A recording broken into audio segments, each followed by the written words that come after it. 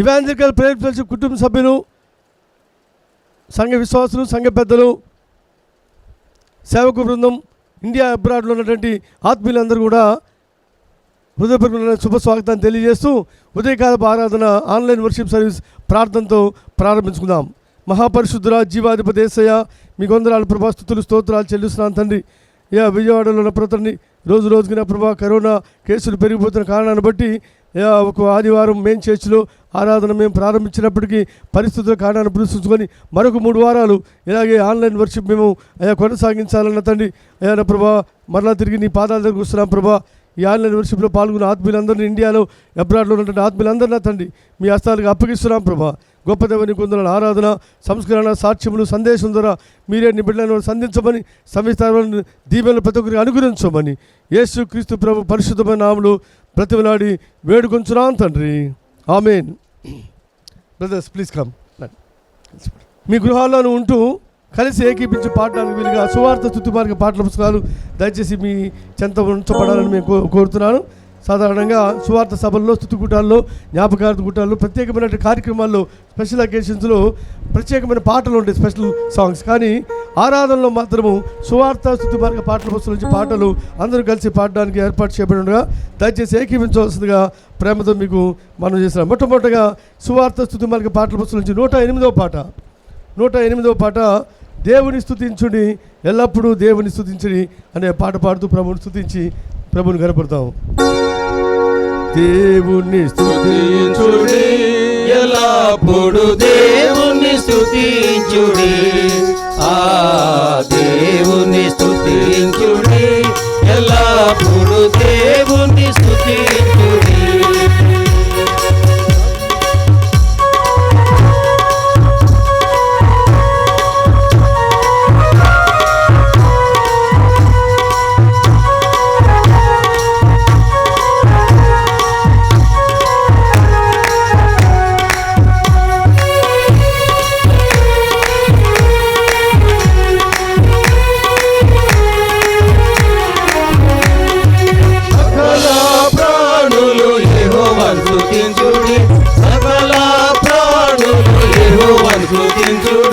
హల్లెలూయా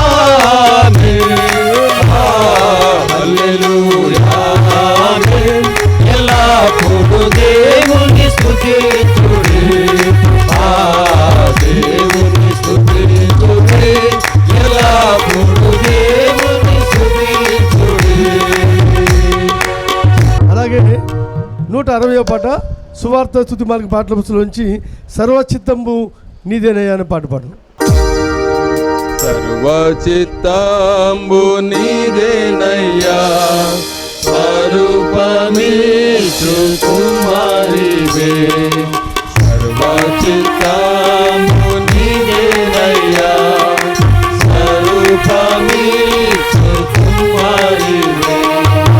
వారిపై నున్న మంత్రినయ్యా, సరి అయిన పాఠం చేయుమయ్యా. సర్వేశ్వరా నిరీక్షుండను, సర్వదా నిన్నే సేవింతును. సర్వచిత్తంబు నీదేనయ్యా, స్వరూపమిచ్చు కుమారివే.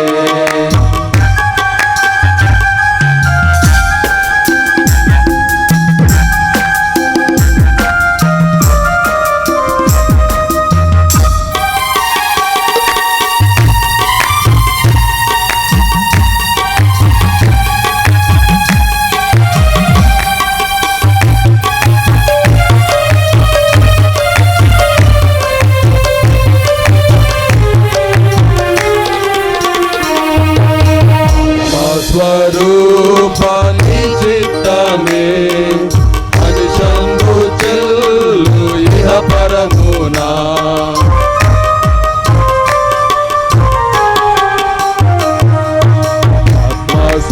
ఆత్మస్వరూపాన్ని చిత్తమే అనుశంభు చెల్లు ఇహ పరమునా. అధికందుగా ఆత్మతో ఆవరింపుము నా రక్షక. చూడా ఆత్మతో నన్ను నింపుము దేవా సర్వచిత్తాలు నీదేనయ్యా స్వరూపాన్ని కుమారివే సర్వచిత్తము నీదేనయ్యా స్వరూపాన్ని కుమారివే పైనుందమంటినయ్యా సరి అయిన పాత్రం చేయుమయ్యా సర్వేశ్వరా నిరీక్షుండను సర్వదా నిన్నే సేవించును సర్వచిత్తాలు నీదేనయ్యా స్వరూపమిచ్చు కుమారివే. అలాగే 722 పాట సువార్త స్తుతి మార్గ పాటల పుస్తకంలోంచి 722 పాట నావన్నీ అంగీకరించు మీ దేవా నావన్నీ అంగీకరించు మీ దేవా నన్నెప్పుడు నీవు కరుణించు మీ నావన్నీ అంగీకరించు మీ దేవా నన్నెప్పుడు నీవు కరుణించు మీ నావన్నీ కృపచేత నీ వలన నొందిన నావన్నీ కృపచేత నీ వలన నొందిన భావంబులను నేను బహుధైర్యముందేనా నావన్నీ అంగీకరించు మీ దేవా నన్నెప్పుడు నీవు కరుణించు మీ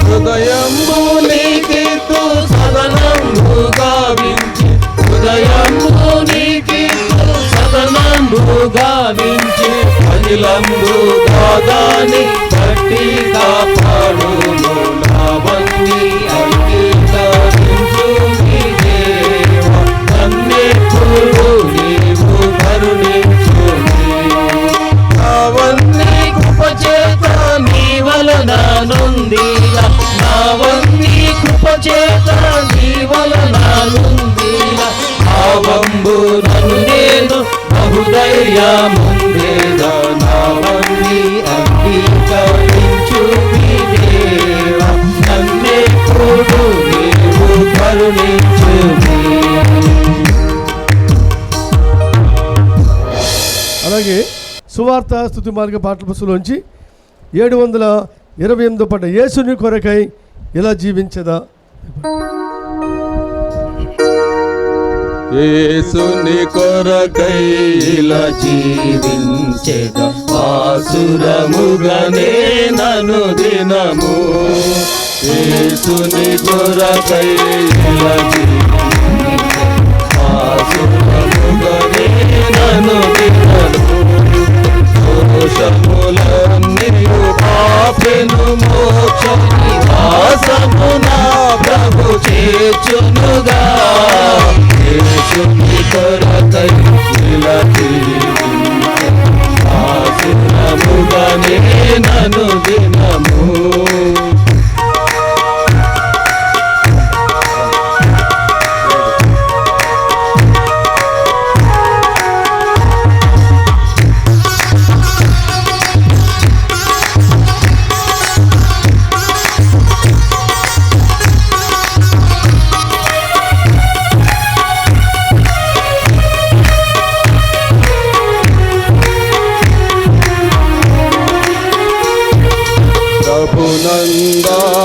ప్రభునందానందించును నిరతం ప్రార్థన విజ్ఞాపనములతో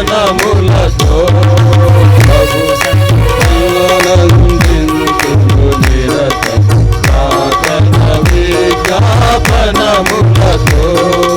విభుడే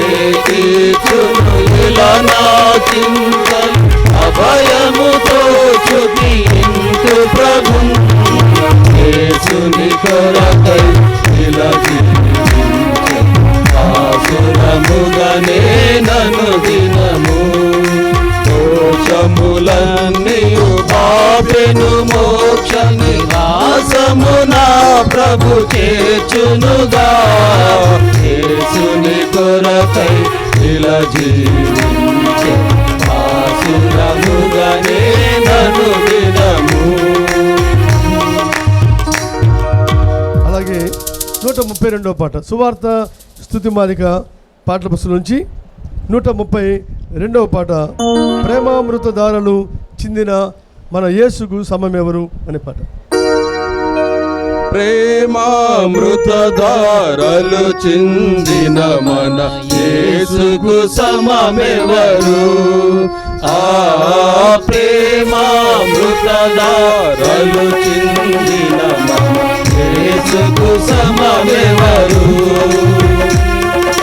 ప్రేమయే తానై నిలచి ప్రేమవాక్కులనే పలికి ప్రేమతో ప్రాణము పెట్టి ప్రేమతో ప్రాణము పెట్టి ప్రేమ నగరికి చనియా.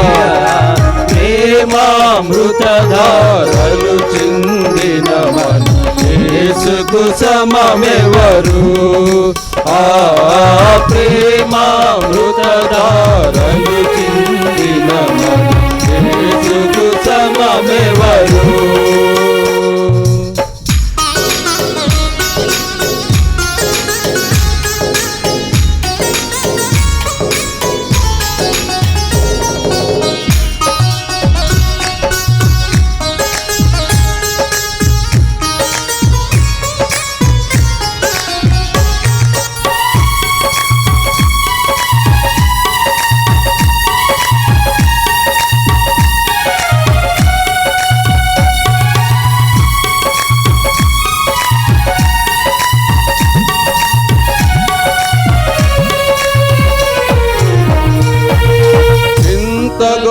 పరక్షణను నిర్లక్ష్యము చేసేదవేళ. ఇంత గొప్ప రక్షణను నిర్లక్ష్యము చేసేదవేళ. రక్షణ దినమిదియేరా రక్షణమే కనుగొనరా. దేవుని వరము ఇదియే దేవుని వరము. ముదమారగ చేకొనుము ప్రేమామృతధారలు చిందిన మన యేసుకు సమమెవరు. ఆ ప్రేమామృతధారలు చిందిన మన యేసుకు సమమెవరు. ప్రేమయే తానై నిలచి ప్రేమవాక్కులనే పలికి ప్రేమతో ప్రాణము పెట్టి ప్రేమతో ప్రాణము పెట్టి ప్రేమ నగరికి చనియే. ప్రేమామృతధారలు చిందిన మన యేసుకు సమమెవరు. ఆ ప్రేమామృతధారలు చిందిన మన యేసుకు సమమెవరు. చివరిగా 1017వ పాట సువార్త స్తుతి మాలిక పాటల పుస్తకం నుంచి 1017వ పాట యేసు రాజుగా వచ్చుచున్నాడు. యేసు రాజుగా వచ్చుచున్నాడు. భూలోకమంతా తెలుసుకుంటారు యేసు రాజుగా వచ్చుచున్నాడు. భూలోకమంతా తెలుసుకుంటారు. కవి కోటి తేజుడు రమ్యమైన దేవుడు. కవి కోటి తేజుడు రమ్యమైన దేవుడు. రాజుగా వచ్చుచున్నాడు. రాజుగా వచ్చుచున్నాడు. రాజుగా వచ్చుచున్నాడు. భూలోకమంతా తెలుసుకుంటారు. రాజుగా వచ్చుచున్నాడు. లోకమంతా తెలుసుకుంటారు.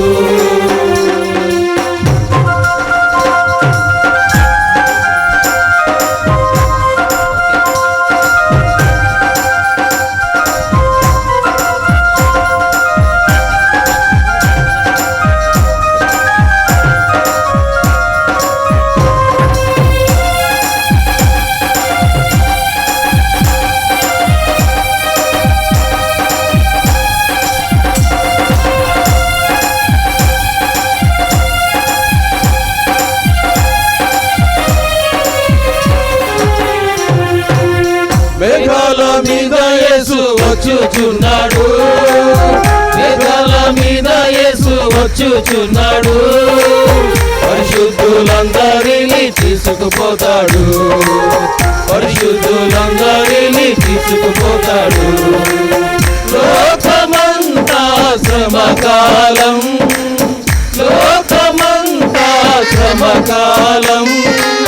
విడువబడుట బహుఘోరం, విడువబడుట బహుఘోరం. యేసు రాజుగా వచ్చుచున్నాడు, ఓ లోకమంతా తెలుసుకుంటారు. యేసు రాజుగా వచ్చుచున్నాడు, ఓ లోకమంతా తెలుసుకుంటారు.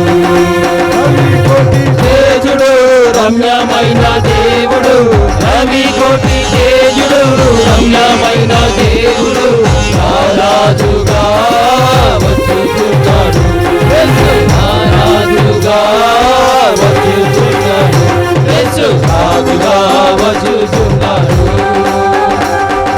లోకమంతా తెలుసుకుంటారు, రాజుగా వచ్చుచున్నాడు, లోకమంతా తెలుసుకుంటారు. Thank you brothers. ఈ ఉదయకాలం ఆరాధనలు నడిపించడానికి ఏర్పాటు చేయబడిన దైవ సేవకులు పాస్టర్ పవన్ కుమార్ గారు, వారికి మరి ఒంగోలులో సంఘము పరిచయం ఉన్నది.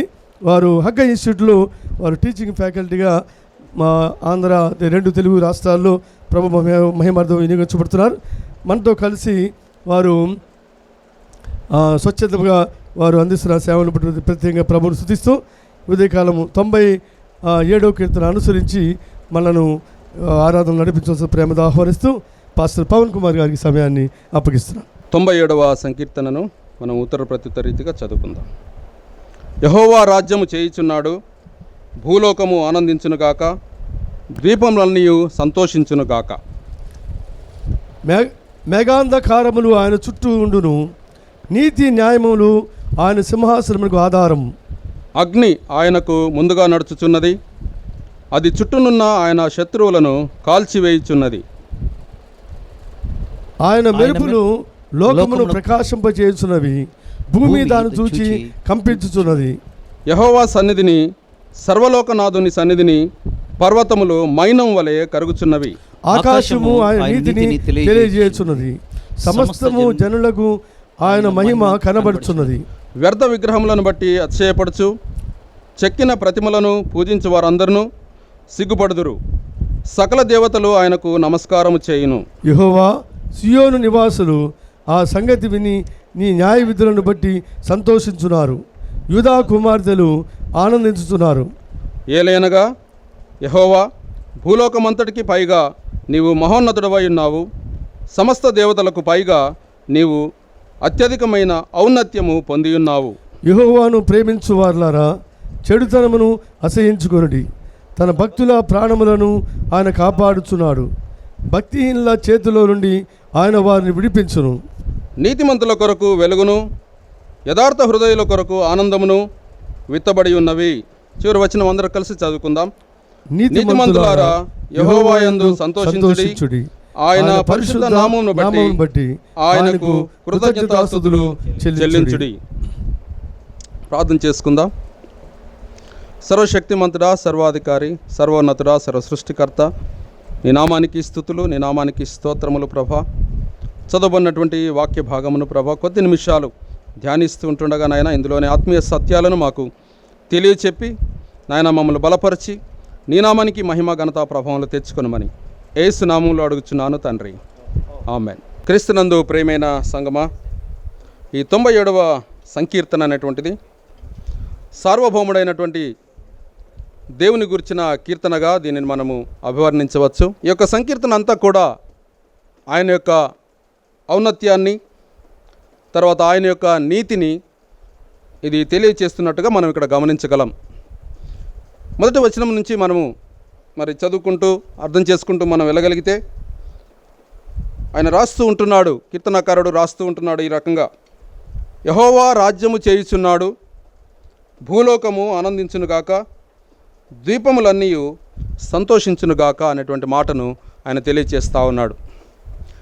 యెహోవా యొక్క రాజ్యమును గురించినటువంటి విషయాలు మనకు బైబిల్ గ్రంథంలో మరి దినవృత్తాంతముల గ్రంథము, మొదటి దినవృత్తాంతముల గ్రంథము 29వ అధ్యాయము 11వ వచనం నుంచి కనుక మనం చదవగలిగితే, 10వ వచనం నుంచి కనుక మనం చదవగలిగితే, అక్కడ దావీదు గారు మరి ఆయన యొక్క రాజ్యాన్ని గురించి, ఆయన యొక్క ఔన్నత్యాన్ని గురించి మరి అక్కడ క్షుణ్ణంగా మరి క్లుప్తంగా ఆయన తెలియచేస్తుంటున్నాడు. మరి దానిని మనం ఈ సమయంలో చదువుకుందాం. 11వ వచనం నుంచి నేను చదువుతాను. యెహోవా, భూమి ఆకాశముల యందుండు సమస్తమును నీ వశము, మహత్యమును, పరాక్రమమును, ప్రభావమును, తేజస్సును, ఘనతయు నీకే చెందుచున్నవి. యెహోవా, రాజ్యము నీది, నీవు అందరి మీదను నిన్ను అధిపతిగా హెచ్చించుకొని ఉన్నావు. ఐశ్వర్యమును, గొప్పతనమును నీ వలన కలుగును. నీవు సమస్తమును ఏలువాడవు, బలమును, పరాక్రమమును నీ దానమును హెచ్చించువాడవును, అందరికిని బలమిచ్చువాడవును నీవే. మా దేవా, మేము నీకు కృతజ్ఞతాస్తుతులు చెల్లించుచున్నాము, ప్రభావము గల నీ నామమును కొనియాడుచున్నాము అంటున్నాడు. కనుక ఆయన యొక్క రాజ్యము, ఇదంతా కూడా ఆయన యొక్క రాజ్యమే. కేవలం భూమే కాదు, సమస్తమును ఆయన సృజించిన ప్రతీది కూడా మరి ఆయన రాజ్యం కిందకే వస్తుందనేటువంటి విషయాన్ని మనకి ఇక్కడ తేటతెల్లం చేస్తూ ఉంటున్నాడు దావీదు భక్తుడు. అలాగే ఆయన అంటున్నటువంటి మాట ఏంటంటే, ఆయన నీవు అందరి మీదను నిన్ను అధిపతిగా హెచ్చించుకొని ఉన్నావు. ఆయనే మనకు అధిపతి, సమస్తానికి ఆయనే అధిపతి. కానీ ఈనాడు లోకంలో జరుగుతున్నటువంటి పరిస్థితులు కనుక మనం చూస్తే, దేవుని రాజ్యాన్ని కట్టాల్సినటువంటి మరి దేవుని ప్రజలు తమ యొక్క రాజ్యాలను కట్టుకొంచున్నటువంటి పరిస్థితిని మనం ఇక్కడ గమనిస్తూ ఉంటున్నాం, ఈ లోకంలో చూస్తూ ఉంటున్నాం. సో దేవుని రాజ్యం కొరకై మనందరం కూడా పాటుపడాలి. దేవుని యొక్క రాజ్యాన్ని కట్టే పనిలో ప్రతి విశ్వాసి ఆయన ముందుకు సాగాలి అనేటువంటి విషయాన్ని మనం అర్థం చేసుకునవలసినటువంటి వారం అంటున్నాం. మత్తయి సువార్తలో ఒక చక్కని మాటను ఆయన అంటాడు. సొంత రాజ్యాలు కట్టుకునేటువంటి వారి ఎడల మరి ఎలాంటి మాటలు ఉన్నాయన్నటువంటి విషయాన్ని కనుక మనం చూస్తే, మత్తయి సువార్త 12వ అధ్యాయము 25, 26 వచనాలు కనుక మనం ఆలోచిస్తే, అక్కడ రాయబడినటువంటి మాటలు చూస్తే, ఆయన వారి తలంపులను ఎరిగి వారితో ఇట్లను పరిసయ్యులను గూర్చి యేసుక్రీస్తు ప్రభుల వారు స్వయంగా అంటున్నటువంటి మాటలు: తనకు తానే విరోధంగా వేరుపడిన ప్రతి రాజ్యము పాడైపోవును, తనకు తానే విరోధంగా వేరుపడిన ఏ పట్టణమైనను ఏ ఇల్లైనను నిలవదు అనేటువంటి మాట. ఒక మాట నేను యాడ్ చేయకూడదు, కానీ నేను ఒక మాట మనం అర్థం చేసుకోవడానికి నేను చెప్తాను. తనకు తాను విరోధముగా వేరుపడిన ప్రతి రాజ్యము పాడైపోవును, తనకు తానే విరోధంగా వేరుపడిన ఏ పట్టణమైనను ఏ ఇల్లైనను, ఇంకా చెప్పాల్సి వస్తే ఏ సంఘమైనను అది నిలవదు అనేటువంటి మాట మనం ఇక్కడ అర్థం చేసుకోవాలి. కనుక ప్రియమైన సంఘమ, మనమందరం కూడా దేవుని యొక్క రాజ్యం కొరకై పాటుపడాల్సినటువంటి వారం అంటున్నాం. 2వ వచనానికి వస్తే అక్కడ ఆయన మాట్లాడుతున్నటువంటి మాటలు చూస్తే, మేఘాంధకారములు ఆయన చుట్టూ ఉండును, నీతి న్యాయములు ఆయన సింహాసనమునకు ఆధారము అనేటువంటి మాటను ఇక్కడ మనం చూస్తుంటున్నాం. మేఘాంధకారములు ఆయన చుట్టూ ఉన్నవి అనేటువంటి విషయాన్ని మనం ఇక్కడ గమనించబద్దులమంటున్నాం.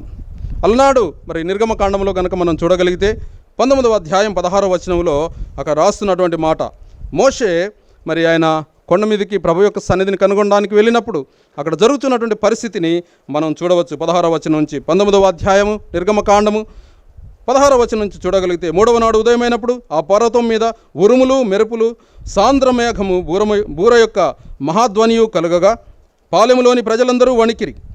దేవునిని ఎదుర్కొంటకు మోషే పాలెములో నుండి ప్రజలకు అవతలకు రప్పింపగా వారు పర్వతము దిగువను నిలిచిరి. యెహోవా అగ్నితో సీనాయి పర్వతం మీదకి దిగివచ్చినందున అదంతయు ధూమమై ఉండును, దాని ధూమము కొలిమి ధూమం వలె లేచెను, పర్వతమంతయు మిక్కిలి కంపించెను అనేటువంటి మాట.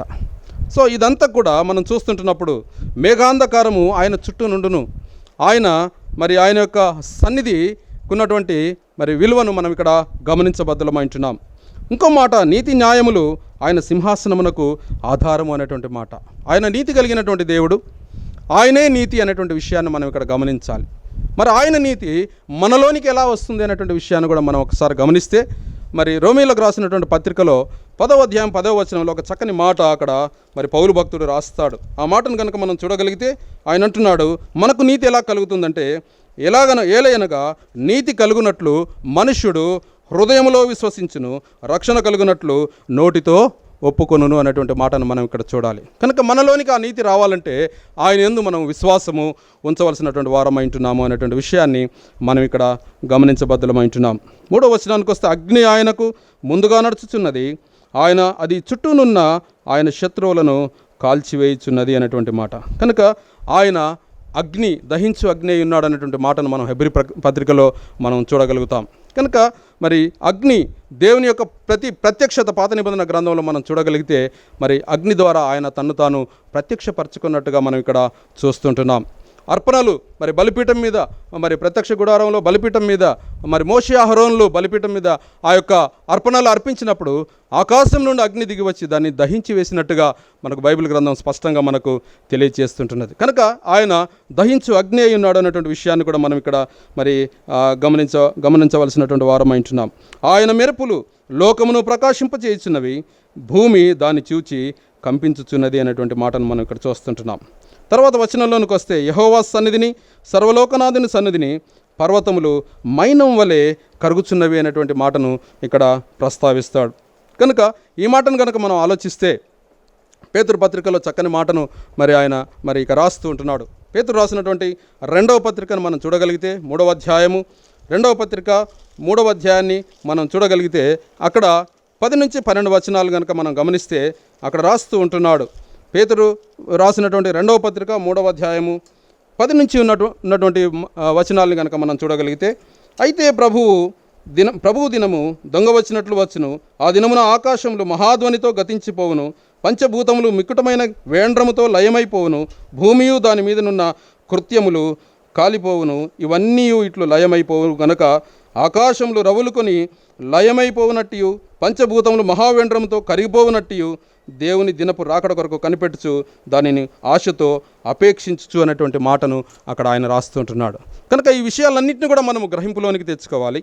ఈ యొక్క కీర్తన మరి చదువుతూ ఉంటున్నప్పుడు ఈ విషయాలన్నింటినీ కూడా మనం అర్థం చేసుకునవలసిన వారమైంటున్నాం. కనుక మరి యెహోవా సన్నిధిని, సర్వలోకనాథుని సన్నిధిని పర్వతములు మైనం వలె కరుగుచూ ఉన్నవి. ఆయన యొక్క రాకడలో సమస్తమును లయమైపోతుంది, సమస్తమును కూడా కరిగిపోతాయి అనేటువంటి మాటను ఆయన ఇక్కడ జ్ఞాపకం చేస్తూ ఉంటున్నాడు. కనుక ఆకాశం ఆయన నీతిని తెలియచేయుచున్నది, సమస్త జనములకు ఆయన మహిమ కనబడుచు ఉన్నది. కనుక మరి సమస్త జనులకు ఆయన మహిమ కనబడుచు ఉన్నది అనేటువంటి మాటను చూస్తుంటున్నాం. వ్యర్థ విగ్రహములను బట్టి అతిశయపడుచు చెక్కిన ప్రతిమలను పూజించే వారందరూ సిగ్గుపడుదురు, సకల దేవతలు ఆయనకు నమస్కారము చేయును అనేటువంటి మాటను కూడా మనం ఇక్కడ గమనిస్తూ ఉంటున్నాం. కనుక ప్రేమైన సంగమ, ఈ మాటల్ని మనం చూస్తుంటున్నప్పుడు మరి దేవునికి అయిష్టమైనవి 2 ప్రాముఖ్యమైనటువంటి విషయాలు దేవునికి అయిష్టమైనవి 2 ఉన్నవి. మొట్టమొదటిదిగా వ్యభిచారము, రెండవదిగా విగ్రహారాధన. ఈ 2 కూడా దేవునికి మహారోషము పుట్టించేటువంటి మరి పనులు అనేటువంటి విషయాన్ని మనం ఇక్కడ గమనించాలి. ఆయన కంటే మిన్నగా ఈనాడు లోకము వ్యభిచారం వైపు తమ యొక్క మనసులను తిప్పుచుంటున్నారు, తమ యొక్క మనసులను విగ్రహాల వైపు తిప్పుచుంటున్నారు. కనుక ఆయనకు మరి కోపమును మానవ జాతి మరి తెప్పించుచున్నది అనేటువంటి విషయాన్ని కూడా మనం ఇక్కడ మరి గమనించబద్ధమైంటున్నాం. కనుక ఆయన అంటున్నాడు, వ్యర్థ విగ్రహములను బట్టి అతిశయపడచ్చు. అంటే మనము దీనిని బట్టి అతిశయపడుతున్నారు మానవ జాతి. కనుక దీనిని బట్టి అతిశయపడకూడదు, కేవలము దేవుని బట్టి మాత్రమే మనము అతిశయపడాలి అనేటువంటి విషయాన్ని ఆయన ఇక్కడ మనకు తెలియజేస్తుంటున్నాడు. కనుక సకల దేవతలు ఆయనకు నమస్కారం చేయను. కనుక ఆయన తప్ప వేరొక దేవుడు లేడు అనేటువంటి విషయాన్ని చాలాసార్లు పాత నిబంధన గ్రంథంలో ఆయన ప్రస్తావించినట్టుగా మనం ఇక్కడ గమనంలోనికి తీసుకోవాలి. 8వ వచనంలో ఆయన అంటున్నాడు, యెహోవా సియోను నివాసులు ఆ సంగతి విని నీ న్యాయ విధులను బట్టి సంతోషించుచున్నారు, యూదా కుమార్తెలు ఆనందించుచూ ఉన్నారు అనేటువంటి మాటను మనం ఇక్కడ మరి చూస్తూ ఉంటున్నాం. కనుక అంటే సకల ప్రజలు కూడా ఆయన ఇచ్చేటువంటి ఆ యొక్క మరి కట్టడాలను బట్టి, ఆయన ఇచ్చేటువంటి మరి ఆ యొక్క విధులను బట్టి ఆనందింపచేసేటువంటి కట్టడలు విధులే ఉన్నాయి, కానీ మరి ఎవరిని కూడా బాధ పెట్టేటువంటి మరి కట్టడలు ఆజ్ఞలు విధులు లేవన్నటువంటి సంగతిని మనం ఈ వచనాన్ని బట్టి మనం అర్థం చేసుకోవాలి. యూదా కుమార్తెలు ఆనందించుచున్నారు అన్నటువంటి మాటను కనుక మరి ఆ యూదా కుమార్తెలు ఆనందించేటువంటి విషయం ఏంటంటే కుమార్తెలకు కూడా మరి స్వాస్థ్యంలో భాగం అనేటువంటిది మరి ఆ దేవుడు నిర్ణయించి పెట్టినటువంటి ఒక గొప్ప మరి ఆ యొక్క ఆప్షన్ అయి ఉంటున్నది. కనుక యూదా కుమార్తెలు ఆనందించుతున్నారు.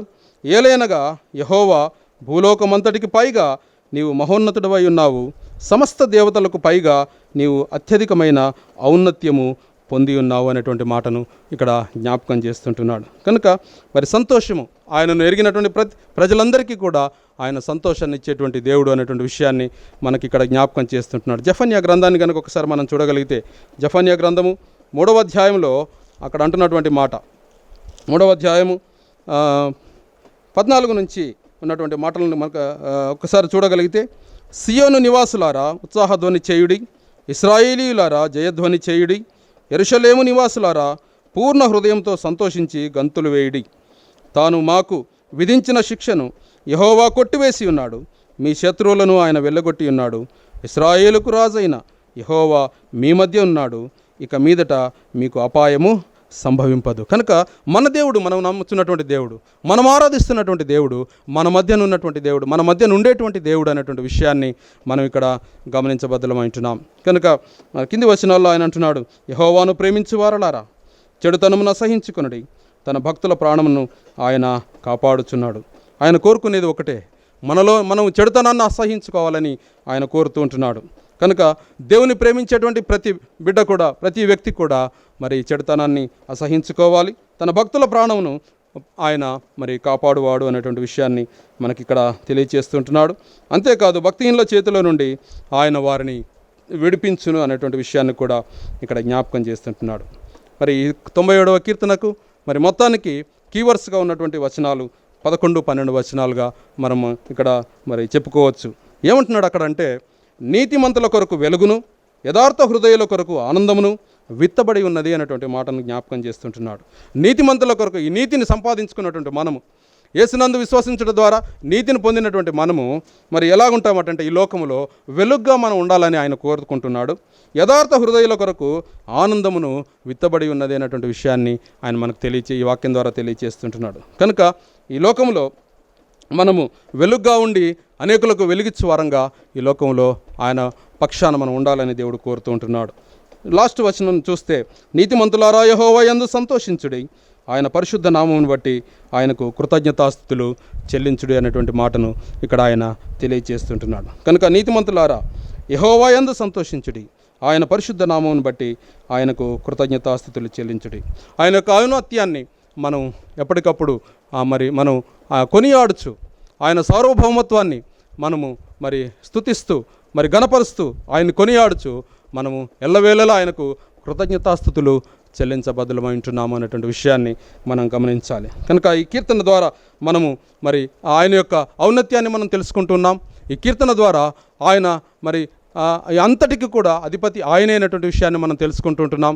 కనుక ఆయన దహించు అగ్ని అయినటువంటి మరి దేవుడు అనేటువంటి విషయాన్ని మనం గుర్తెరుగుచున్నాం. తర్వాత ఆయన మరి మనుషులలో నుంచి కొన్ని విషయాలను ఆయన ద్వేషిస్తున్నాడు అనేటువంటి విషయాన్ని మనం ఇక్కడ గ్రహింపులోనికి తెస్తుంటున్నాం.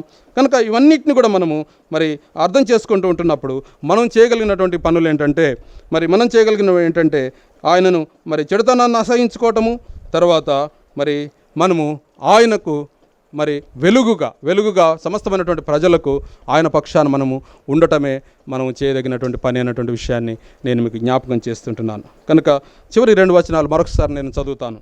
నీతిమంతుల కొరకు వెలుగును, యథార్థ హృదయుల కొరకు ఆనందమును విత్తబడి ఉన్నవి. నీతిమంతులారా యెహోవా యందు సంతోషించుడి, ఆయన పరిశుద్ధ నామమును బట్టి ఆయనకు కృతజ్ఞతాస్తుతులు చెల్లించుడు. నిత్యము మనము ఆయనకు కృతజ్ఞతాస్తుతులు చెల్లించుటయే మన యొక్క పని. అందుకే పౌలు గారు అంటారు ఫిలిప్పీ పత్రికలో 4వ అధ్యాయం 4వ వచనంలో ఆయన అంటాడు, ఎల్లప్పుడూ ఆనందించుడి, మరలా చెప్పుదును ఆనందించుడు అనేటువంటి మాట. మనము నిత్యము ఆయన యందు ఆనందించవలసినటువంటి వారమై ఉంటున్నాం. మరి అట్టి ఆనందాన్ని మనము పొందుకున్న వారమై అనేకులకు మనము దీవెనకరంగా ఉండవలసినటువంటి వారం అంటున్నాం. కనుక ఈ విషయాలన్నింటినీ కూడా మనం గ్రహింపులోనికి తెచ్చుకుంటూ దేవుని మహింపరుస్తూ దేవుని గణపరుస్తూ మనము ఈ సమయంలో ఆయన ఔన్నత్యాన్ని బట్టి ఆయన యొక్క సార్వభౌమత్వాన్ని బట్టి మనము ఆయనను ఆరాధించబద్దులమంటున్నాం. కనుక కొద్ది నిమిషాలు మనం దేవుణ్ణి మనం ఆరాధిద్దాం.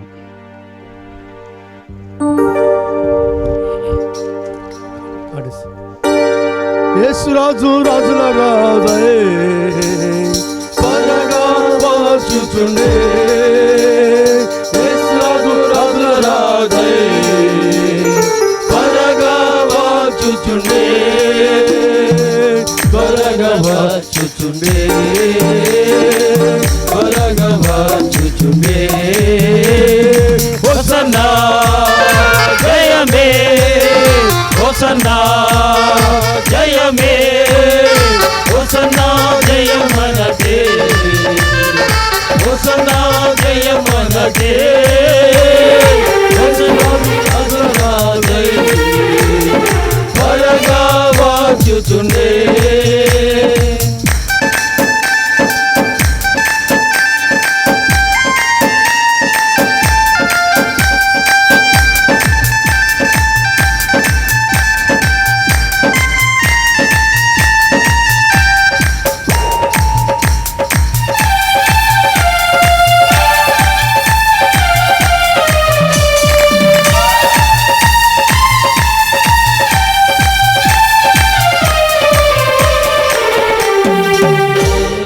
స్తుతి మహిమా ఎల్లప్పుడు హల్లెలూయా, స్తుతి మహిమా, హల్లెలూయా స్తుతి మహిమా, ఎల్లప్పుడు హల్లెలూయా స్తుతి మహిమా.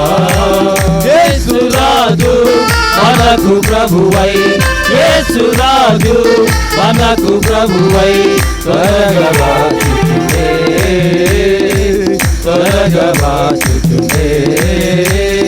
హోసన్నా జయమే, హోసన్నా జయమే, హోసన్నా జయమనకే, హోసన్నా జయమనకే. యేసురాజు రాజు రాజై త్వరగా వచ్చుచుండే, యేసురాజు రాజు రాజై త్వరగా వచ్చుచుండే. ఈ సమయంలో మనల్ని ఆయనకు సబ్మిట్ చేసుకుంటూ సమర్పించుకొంచు మనము ఈ కీర్తన పాడుచు ఆయన సన్నిధిలో మరి పాదాల చెంత మనం సమర్పించుకుందాం. యేసు స్వామి నీకు నేను నా సమస్తమిత్తును, నీ సన్నిధిలో వసించి ఆశతో సేవింతును. నా సమస్తము, నా సమస్తము, నా సురక్ష కానికీదు, నా సమస్తము. నేను నీవాడాను యేసు, నీవును నా వాడవు, నీవు నేను ఏకమాయే, నీ శుద్ధాత్మ సత్యము. నా సమస్తము, నా సమస్తము, నా సురక్ష కానికీదు, నా సమస్తము.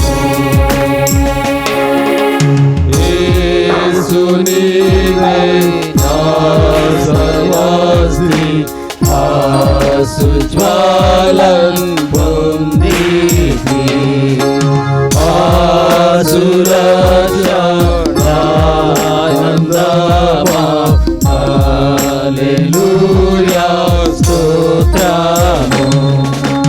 నా సమస్త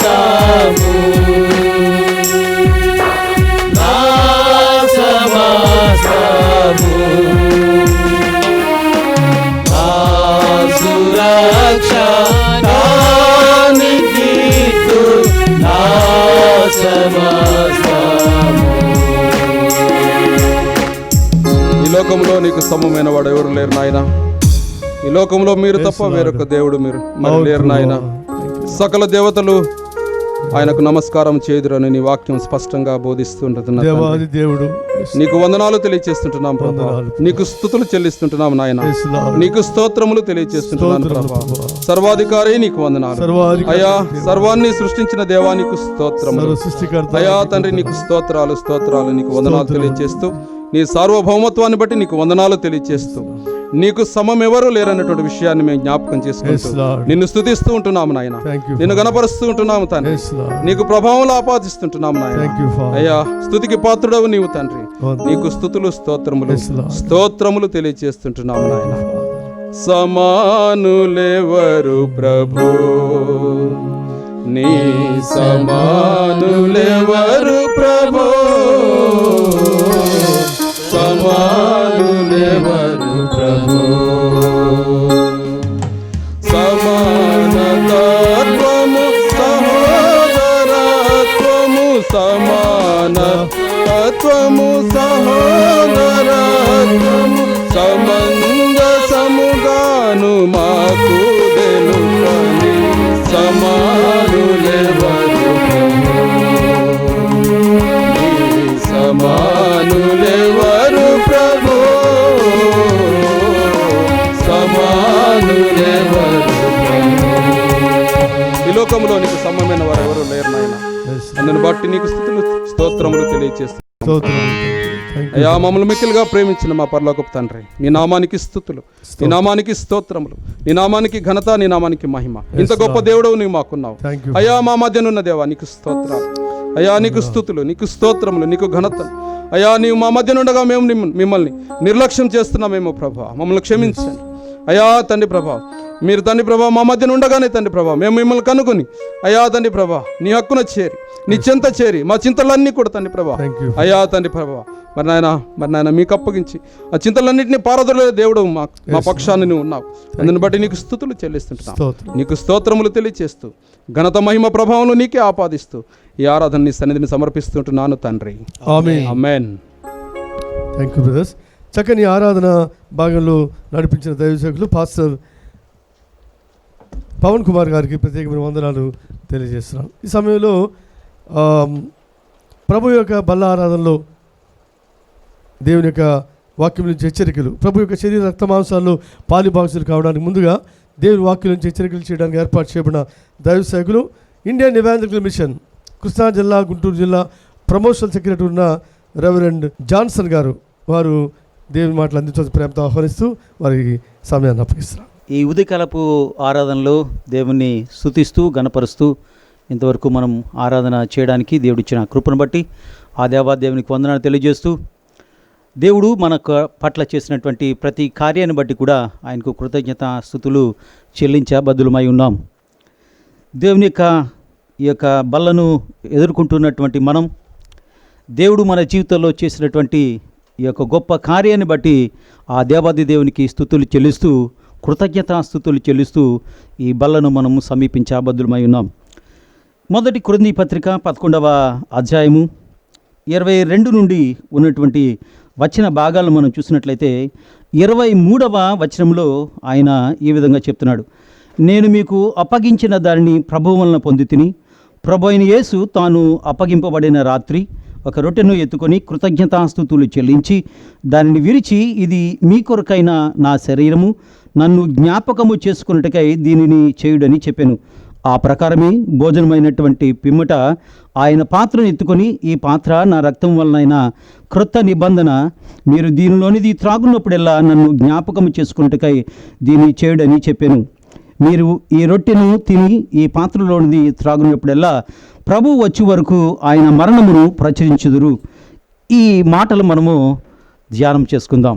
ఈ యొక్క చదవబడినటువంటి భాగంలో మనం చూసినట్లయితే 3 ప్రత్యేకమైనటువంటి అంశాలను మనం గమనించబద్దులమైనాం.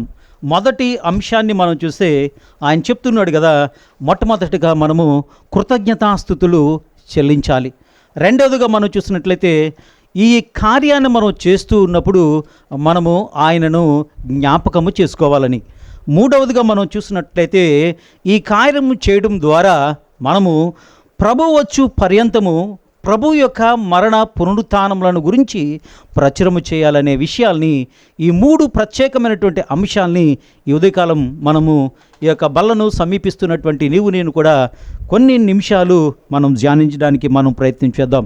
చిన్న ప్రార్థన చేసుకొని ఈ యొక్క కార్యాన్ని మనం ముందుకు కొనసాగిద్దాం. ప్రేమను గలగా మా ప్రియ పరలోక తండ్రి, నమ్మకమైన రాజా, ఉదయకాల సమయంలో ప్రభా నాయన మీరు మా కొరకు చేసినటువంటి ఈ బలియాగాన్ని, త్యాగాన్ని గుర్తు చేసుకుంటూ ప్రభా మా ముందు ఉంచబడినటువంటి నాయన నీ శరీరానికి నాయన గుర్తైనటువంటి ఈ రొట్టెను, మీ యొక్క రక్తానికి నాయన గుర్తైనటువంటి ఈ ద్రాక్ష రసాన్ని మేము తీసుకుంటుండగా ప్రభా మమ్మల్ని మేము పరిశీలన చేసుకోవడానికి, నాయన సరి చేసుకోవడానికి మీ కృప అనుగ్రహించమని అడుగుచున్నాం. నాయన ప్రభా మీరు ఇచ్చినటువంటి ఆ యొక్క కృపను బట్టి ప్రభా నాయన మొట్టమొదటిగా మేము కృతజ్ఞతలు మేము చెల్లించడానికి, అదేవిధంగా నాయన ఈ యొక్క కార్యాన్ని ప్రభా నాయన మేము జ్ఞప్తికి తెచ్చుకోవడానికి, అంత మాత్రమే కాదు కానీ నాయన ఈ మీరు చేసినటువంటి ఈ త్యాగాన్ని బట్టి ప్రభా నాయన మీ మరణ పునరుత్థానాలు ప్రభా మీరు తిరిగొచ్చు పర్యంతం మేము అనేకులకు ప్రకటించే వరంగా ఉండడానికి మీ కృప మాకు అనుగ్రహించమని నాయన కొన్ని తలంపులు ప్రభా మేము తలస్తుండగా మీ యొక్క నడిపింపును మాకు అనుగ్రహించమని మా రక్షకుడు ప్రియుడైనటువంటి యేసుక్రీస్తు ద్వారా ప్రార్థించి వినయపూర్వకంగా వేడుకొచ్చున్నాము మా పరమ తండ్రి, ఆమేన్. మొట్టమొదటిగా మనం చూసినట్లయితే ఆయన చెప్తున్నటువంటి మాట కృతజ్ఞతాస్తుతులు చెల్లించుడి అనే మాటను మనం గమనిస్తూ ఉన్నాం. కనుక ఆయన మన జీవితంలో చేసినటువంటి ప్రతి మేలును బట్టి మనము కృతజ్ఞత తెలియజేయవలసినటువంటి వారమై ఉన్నాం. మనం తీసుకునే ఆహారం దగ్గర నుంచి ఆయన ఏదైతే మనకు అనుగ్రహించాడో ఆయన చిత్తము లేనిదే ఏ కార్యము మన జీవితంలో జరగదు. గనుక మనము ప్రతి క్షణము కూడా కృతజ్ఞతాస్తుతులు చెల్లిస్తూ ఈ కార్యాన్ని మనము కొనసాగించాలని ఆయన తనకు తానుగానే మనకు ఒక ఆజ్ఞగా ఆయన చెప్తున్నట్లుగా మనం చూస్తున్నాం. ఇంకా మనం చూసినట్లయితే నన్ను జ్ఞాపకం చేసుకోండి అనగా ఆ కార్యాన్ని మనం చేస్తున్నప్పుడు ఏ బలియాగాన్నైతే, ఏ అర్పణనైతే, ఏ త్యాగాన్నైతే నన్ను కూడా విమోచించడానికి, విడిపించడానికి ఆయన చేశాడో ఆ త్యాగాన్ని మనం గుర్తు చేసుకోవాలి అనే విషయాన్ని ఆయన గుర్తు చేస్తూ ఉన్నాడు. అంత మాత్రమే కాకుండా ఆ మరణ పునరుత్థానాలని గురించినటువంటి ఆ సత్యాన్ని లేదా ఆ సత్య వాక్కులు మనం ప్రచురణము చేయవలసిన వారమే ఉన్నాము. ఈ యొక్క 11వ అధ్యాయము 24, 25 వచనాలు మనం చూసినట్లయితే ఆయన చెప్తున్నాడు నా శరీరము నా రక్తము అనే మాట. ఇక్కడ మనం చూసినట్లయితే ఈ మాటలు ఆయన మరణానికి అప్పగించబడినటువంటి ఆయన యొక్క దేహాన్ని, ఆయన యొక్క రక్తాన్ని సూచిస్తున్నటువంటి మాటలుగా మనం చూస్తున్నాం. కనుక ఆ దేహానికి చిహ్నంగా ఉన్నటువంటి ఆ రొట్టెను లేదా ఆ రక్తానికి చిహ్నంగా ఉన్నటువంటి ఆ యొక్క ద్రాక్ష రసాన్ని మనం తీసుకుంటూ ఉన్నప్పుడు ఆయనను చెప్పే ఏదైతే ఆజ్ఞ మనకు అనుగ్రహించాడో దానంతటిని కూడా మనం ఖచ్చితంగా అమలు పరచవలసినటువంటి వారమై ఉన్నాం. ఆయన చెప్తున్నాడు కదా, క్రీస్తు చెప్తున్నాడు ఇది నా శరీరము అని ఆయన చెప్తూ ఉన్నప్పుడు ఆ శరీరాన్ని గురించి చూస్తున్నటువంటి అది మనం చూస్తే ఆయన నలగొట్టబడ్డాడో ఆ యొక్క సిలువలో ఆయన ఎంతగా దున్నబడ్డాడంటే ఆ శరీరం అంతా కూడా ముక్కలు ముక్కలుగా దున్నబడింది. కేవలము నన్ను కూడా విమోచించడానికి, నన్ను కూడా తన స్వాస్యమును అనుభవించడానికి, తన రాజ్యములో చేర్చుకోవడానికి ఆయన మన పక్షాన పాపిగా ఎంచబడి ఈ యొక్క బలియాగాన్ని చేసినట్లుగా మనం గుర్తు చేసుకోవాల్సినటువంటి వారమైనాం. అంత మాత్రమే కాకుండా ఆయన చెప్తున్నాడు ఈ పాత్ర అనే విషయాన్ని చెప్తున్నాడు. ఈ పాత్ర అనేది మనం చూసినట్లయితే అది క్రొత్త నిబంధనను సూచిస్తున్నటువంటి పాత్ర. ఈ నిబంధనను స్థిరపరచడానికి ఆయన కల్వరిలో ఆ యొక్క రక్తాన్ని చిందించిన దానికి సూచనగా ఈ యొక్క రక్తాన్ని మనం చూస్తున్నాం. అంత మాత్రమే కాకుండా మనం చూసినట్లయితే ఈ పాత్ర ఆశీర్వాదపు పాత్రగా కూడా మనం చూస్తున్నాం. విమోచన క్రయధనముగా ఆయన విలువ పెట్టి ఆయన రక్తము చేత నన్ను కూడా కొన్నట్లుగా మనం చూస్తున్నాం. కనుక మన జీవితాలలో మనము వెలపెట్టి కొన్నటువంటి వారము, మనకు విలువ ఉన్నది. చేతనంటే ఆయన విడిపించడానికి ఆయన తన రక్తాన్ని బలిగా అర్పించి ఆయన నన్ను కూడా వినిపించాడు అనే మాట. ఆ విడిపించడంలో ఆ యొక్క ఆ బంధకాన నుంచి లేదంటే మనకున్నటువంటి ఆ యొక్క బలహీనతల నుంచి, మన పాపాల నుంచి ఆయన మనల్ని విడిపించినట్లుగా మనం చూస్తున్నాం. కనుక ఈ రొట్టెను మనం తింటూ ఈ పాత్రలోని త్రాగడం అంటే ఏమిటంట, ఆ బలి అర్పణ అయినటువంటి క్రీస్తు యొక్క మేలన్నిటినీ కూడా మనము అనుభవిస్తున్నాము అనే సత్యాన్ని మనం గుర్తు చేసుకొని మన జీవితాల్లో ఆయన ఏమై ఉన్నాడో ఆ విషయాన్ని మనం ప్రచురపరచాలి. ఆయన రాకడ పర్యంతము ఆయన గురించి మనము అనేకులకు తెలియచెప్పాలని చెప్పి ఆయన చెప్తున్నాడు. అంత మాత్రమే కాకుండా ఇంకా క్రింది వచనాలు మనం చూసినట్లయితే ఆయన చెప్తున్నటువంటి మాటలు మనం చూసినట్లయితే 29వ వచనం నుంచి మనం చూస్తే, ప్రభువు శరీరమని వివేచింపక తిని త్రాగువాడు తనకు శిక్షావిధి కలుగుటకే తిని త్రాగుచున్నాడు అనే విషయాన్ని అక్కడ చూస్తూ ఉన్నాం. కనుక ఈ 27వ వచనంలో మనం చూసినట్లయితే మన యొక్క యోగ్యతను గురించి ఆయన చెప్తూ ఉన్నట్లుగా మనం చూస్తున్నాం. కనుక మనము ఈ యొక్క కార్యంలో, ఈ శిలువ కార్యంలో మనము క్రీస్తుతో పాటు, ప్రభువుతో పాటు మనం ఏం చేయాలట, ఆ యొక్క బలి అర్పణలో పాలిభాగస్తులుగా మనం ఉండాలి. అలా ఉండాలి అన్నప్పుడు మన జీవితంలో యోగ్యతను మనం కలిగి ఉండాలి. అనగా ఆయనకు ఇష్టమైనటువంటి రీతిలో మనం జీవించాలి అనే విషయాన్ని మనము గుర్తు చేసుకోవాల్సినటువంటి వారమై ఉన్నాం. ఇక్కడ మనం చూసినట్లయితే అయోగ్యముగా ఎవరైతే దీంట్లో పాలు పంపులు పంచుకుంటారో, అనగా ఈ రొట్టెని త్రిని ఈ యొక్క ద్రాక్షారసాన్ని సేవిస్తారో వారు శిక్షావిధికి గురవుతారు అనే విషయాన్ని కూడా ఆయన చాలా ఖండితంగా అక్కడ చెప్తున్నట్లుగా మనం చూస్తున్నాం. కనుక మనలో ఉన్నటువంటి యోగ్యత ఏమిటి, మనలో ఉన్న ఆ యొక్క పరిస్థితి ఏమిటి అనే దాన్ని మనం పరిశీలన చేసుకోవాల్సినటువంటి వారమైన మనము వాక్యానుసారంగా సరి చేసుకొని సిద్ధపడి ఈ పాత్రను మనము తీసుకోవాలి. ఒకవేళ మనం అయోగ్యముగా మనం తీసుకున్నట్లయితే, అనగా అన్య మనస్కంగా, అనగా స్వార్థపూర్తంగా, లేదంటే నిర్లక్ష్యంగా, లేదంటే ఆరాధనా భావము, పూజ్య భావము లేకుండా నిర్లక్ష్యంగా దీంట్లో మనము పాలివారం అయినట్లయితే ఖచ్చితంగా ఆ దేవుని యొక్క శిక్షా విధికి మనం తప్పనిసరిగా బలవుతామనే విషయాన్ని ఆయన తెలియజేస్తున్నాడు. కనుక ఒకవేళ మనలో ఉన్నటువంటి ఆ దుష్టత్వము, మనలో ఉన్నటువంటి ఆ నిర్లక్ష్యము, మనలో ఉన్నటువంటి ఆ స్వార్థము, ఇవన్నీ మనకి తెలిసి ఉండి కూడా మనం నిర్లక్ష్యము చేస్తూ దాన్ని విడిచిపెట్టకుండా, ఒకవేళ మన బలహీనతలు, మన పాపాలు మనం విడిచిపెట్టాలని తెలిసినప్పటికీ కూడా దాని నుంచి మనం వేరుపడకుండా ఏదో అది మనం చేస్తున్నట్లయితే తప్పనిసరిగా దేవుడు ఇచ్చే ఆ శిక్షలోనికి నేను కూడా తీసుకుని రాబడతామనే సత్యాన్ని కూడా ఇక్కడ తెలియజేయడం అనేది జరుగుతుంది. కనుక మనము భయముతోనూ భక్తితోనూ ఈ యొక్క కార్యంలో మనం పాలు పంపులు పొందుకోవాలనే విషయాన్ని ఆయన మనకు తెలియజేస్తున్నాడు. కనుక భయభక్తులు లేకుండా నిర్లక్ష్యంగా పాపంలోనే జీవిస్తూ ఈ యొక్క కార్యంలో పాల్పంచుకోవడం వల్ల మనము దానివల్ల పొందే ఫలితానికంటే కూడా ఎక్కువ నష్టాన్ని మనము పొందుకుంటామనే విషయాన్ని కూడా ఆయన ఖండితంగానే ఇక్కడ చెప్తున్నట్లుగా మనం చూస్తున్నాం. కనుక మనము ఈ లోకములో జీవిస్తున్నప్పుడు ఈ లోకముతో రాజీ పడుతూ లోకానుసారముగా జీవిస్తూ అనేకులతో మనం విరోధము కలిగి అసూయ, స్వార్థము, ద్వేషము ఇవన్నీ ఉంచుకొని మన హృదయాల్లో దాన్ని పెట్టుకుంటూనే మనము ఈ కార్యక్రమంలో పాల్పంపులు పంచుకోకూడదు అనే విషయాన్ని కూడా ఖండితంగా దేవుడు మనకి చెప్తున్నాడు. కనుక ఈ పరిస్థితులన్నిటి కూడా సరిచేసుకుంటూ మన జీవితంలో మనము వాటిని విడిచిపెట్టి అనుకూలమైనటువంటి పరిస్థితిని కల్పించుకుంటూ ఈ యొక్క బలలో మనం పాలు పంపులు పంచుకోవాల్సినటువంటి వారమైన. కనుక ఈ విధమైనటువంటి అయోగ్యత ఎవరికైతే ఉన్నదో అలాంటి వారు బల్లలో పాలుపంపులు పంచుకున్నప్పుడు ప్రభువు యొక్క ఆ చిత్తానికి విరుద్ధంగా మనం చేస్తున్నామనే విషయాన్ని కూడా మనం గుర్తు చేసుకుంటూ ప్రభు యొక్క శిలువ కార్యాన్ని మరలా మనం ఏం చేస్తున్నామంటే ఆయనకు మనము శిలువ వేస్తూనే ఉన్నాము.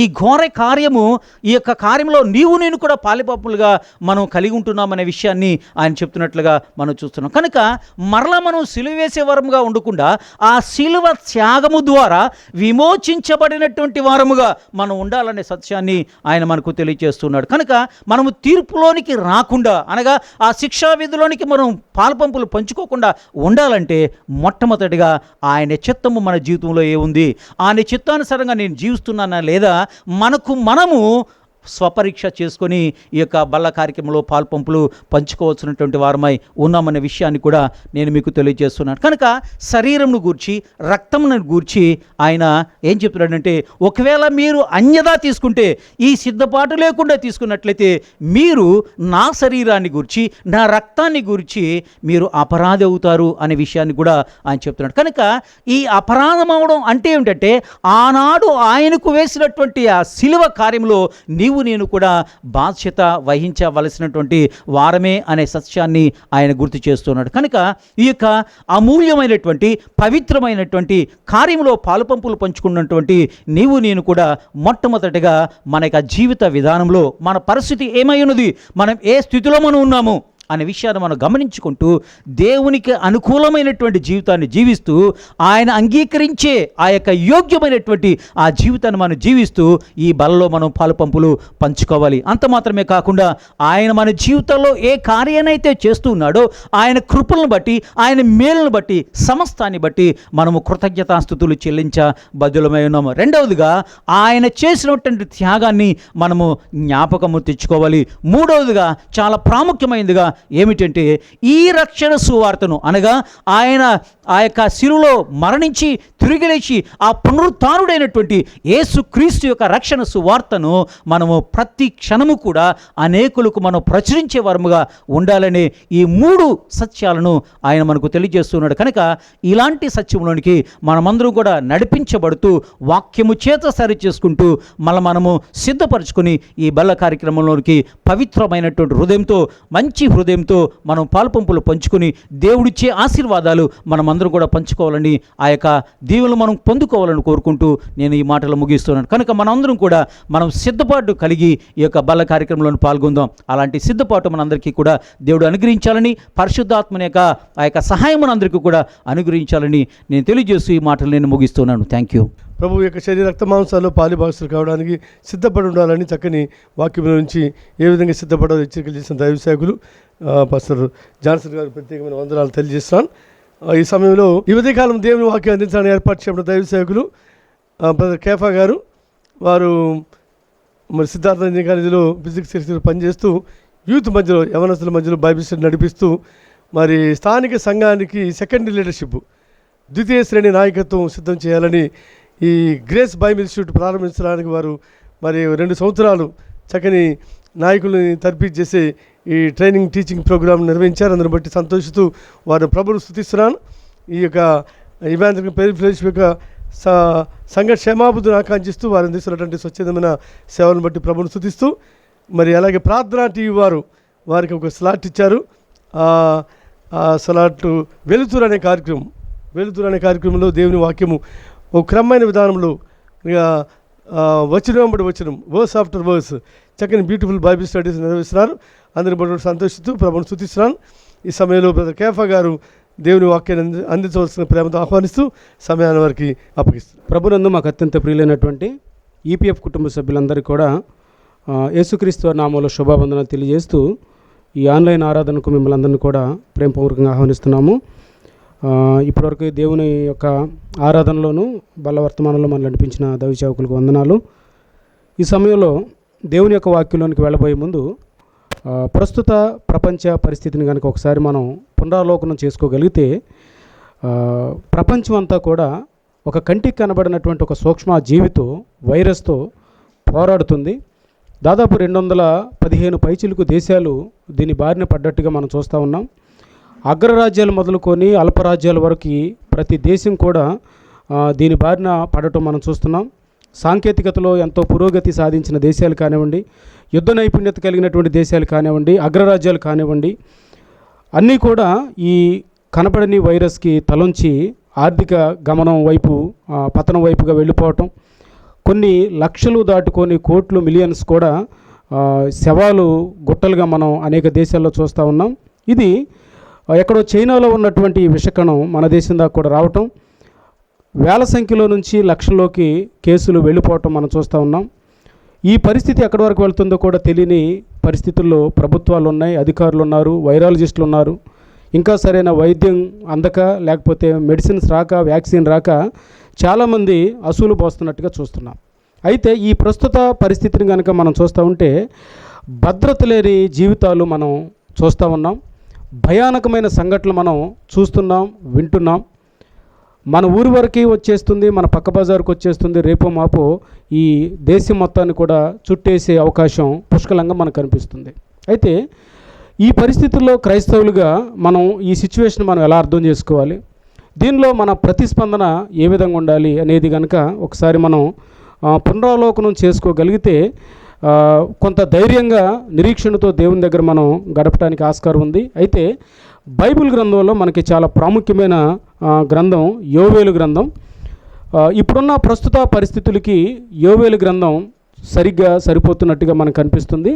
కాబట్టి ఆన్లైన్ ఆరాధనలో ఏకీభవించే బిడ్డలు, అవకాశం ఉన్న వాళ్ళందరూ కూడా మీ బైబిల్ దగ్గర పెట్టుకొని ఈ యోవేలు గ్రంథాన్ని మీరు ధ్యానించాలని నేను రిక్వెస్ట్ చేస్తున్నాను.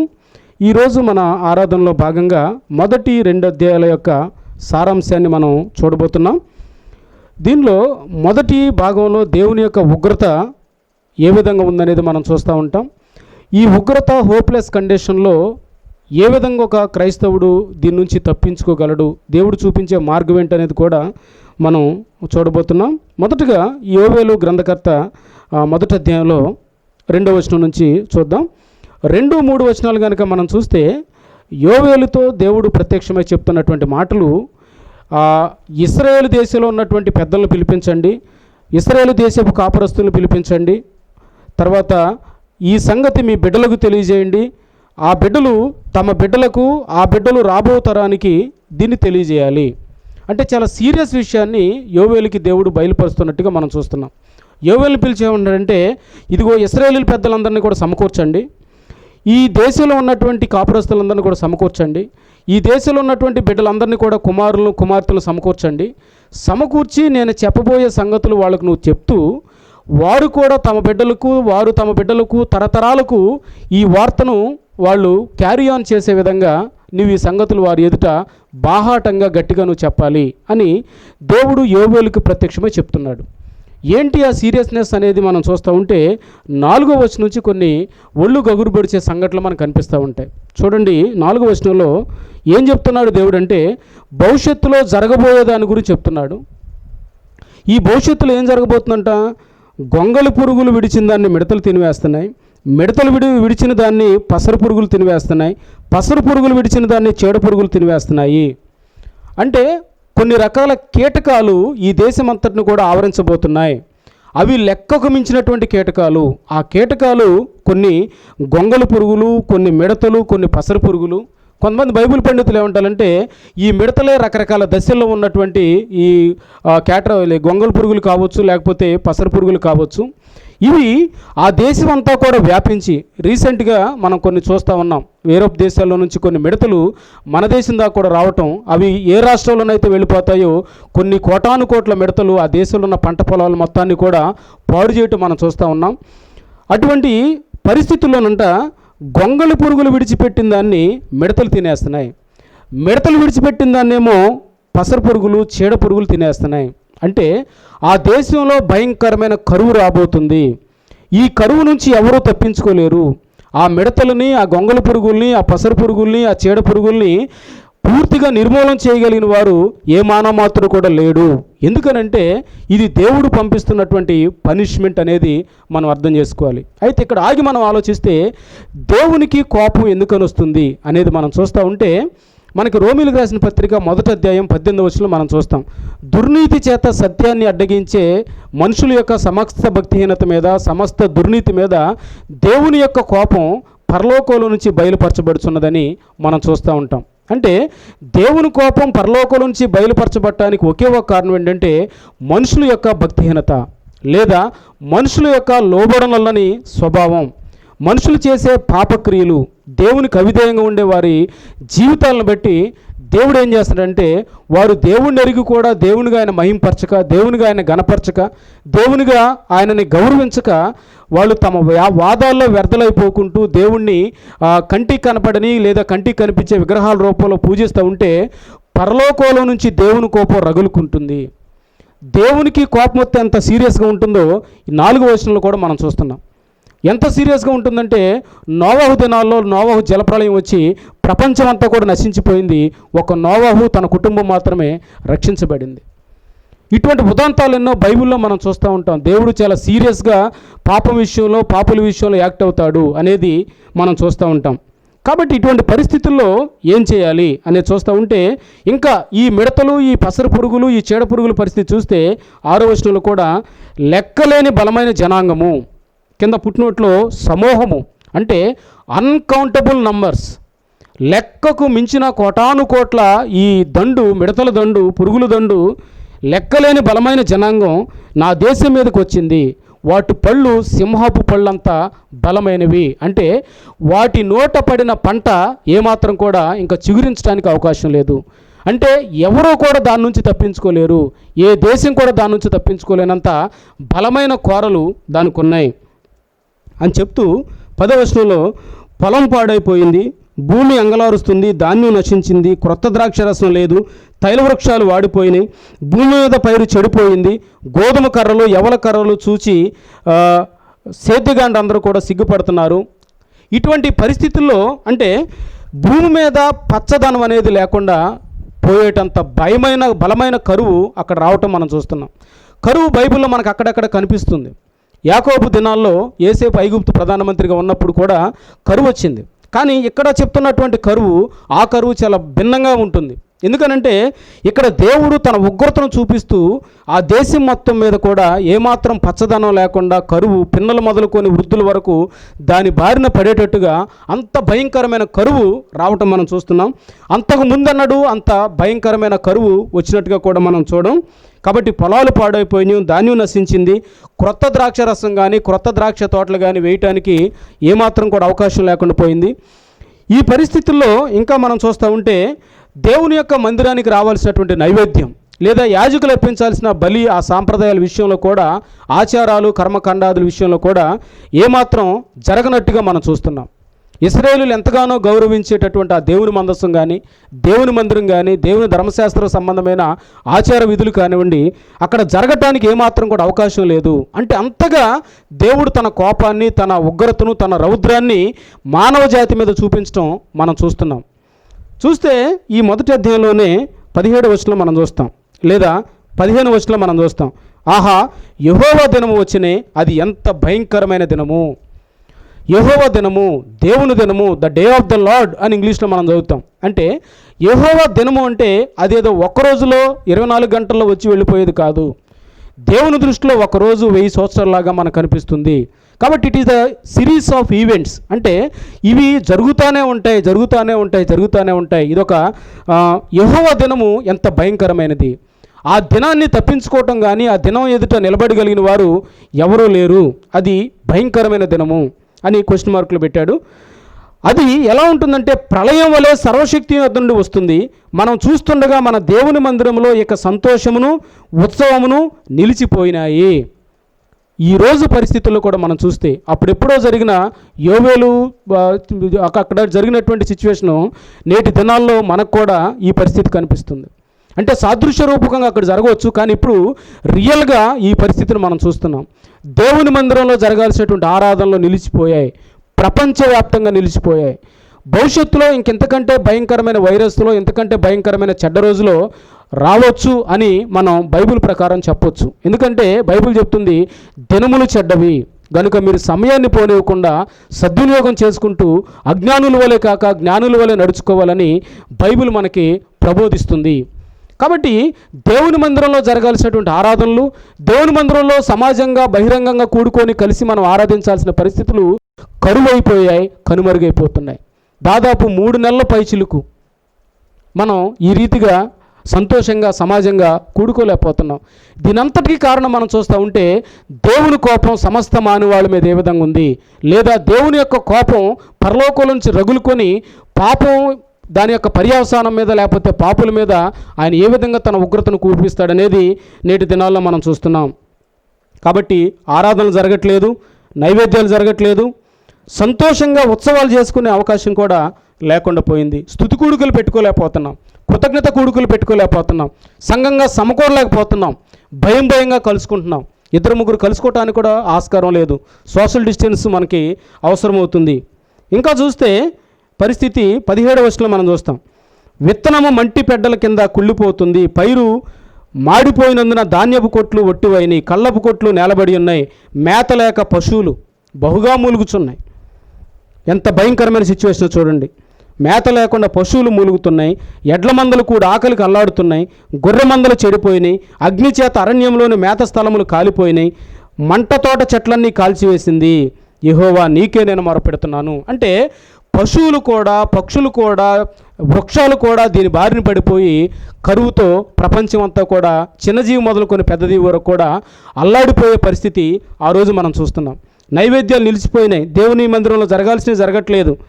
ఈ పరిస్థితుల్లో మనం చూస్తే 2వ అధ్యాయంలో కూడా ఈ ఒక సైన్యంగా, ఒక సోల్జర్స్ లాగా, మిలిటరీ బలగాల్లాగా ఏ విధంగా దేశం మొత్తాన్ని పాడు చేశాయో చాలా వివరంగా వివరించడం జరిగింది.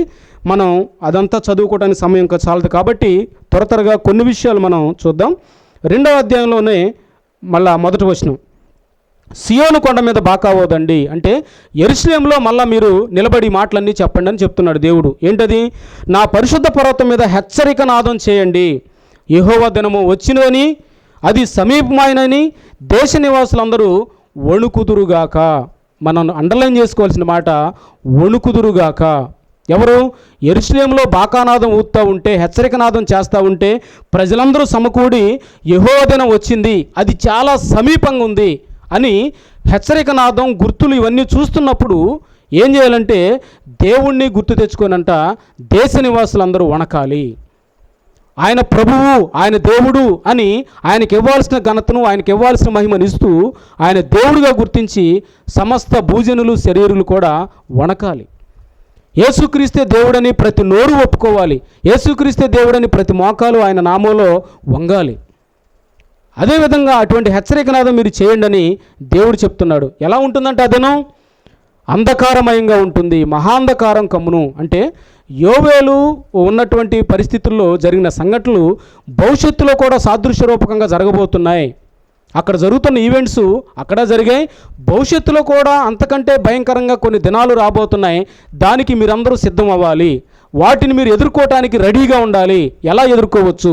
ఎలా ఉంటుంది ఆ దినం అంటే అంధకారం, మహాంధకారం కమ్ముతుంది, మేఘాలు గాఢాంధకారమును ఆ దినమును కమ్మును, పర్వతాల మీద ఉదయకాంతి కనబడినట్లు అవి కనబడుచున్నవి. అవి బలమైన ఒక గొప్ప సమూహము, అంతకుముందు అవి పుట్టలేదు, ఇక మీదట తరతరములకు అట్టి పుట్టవు.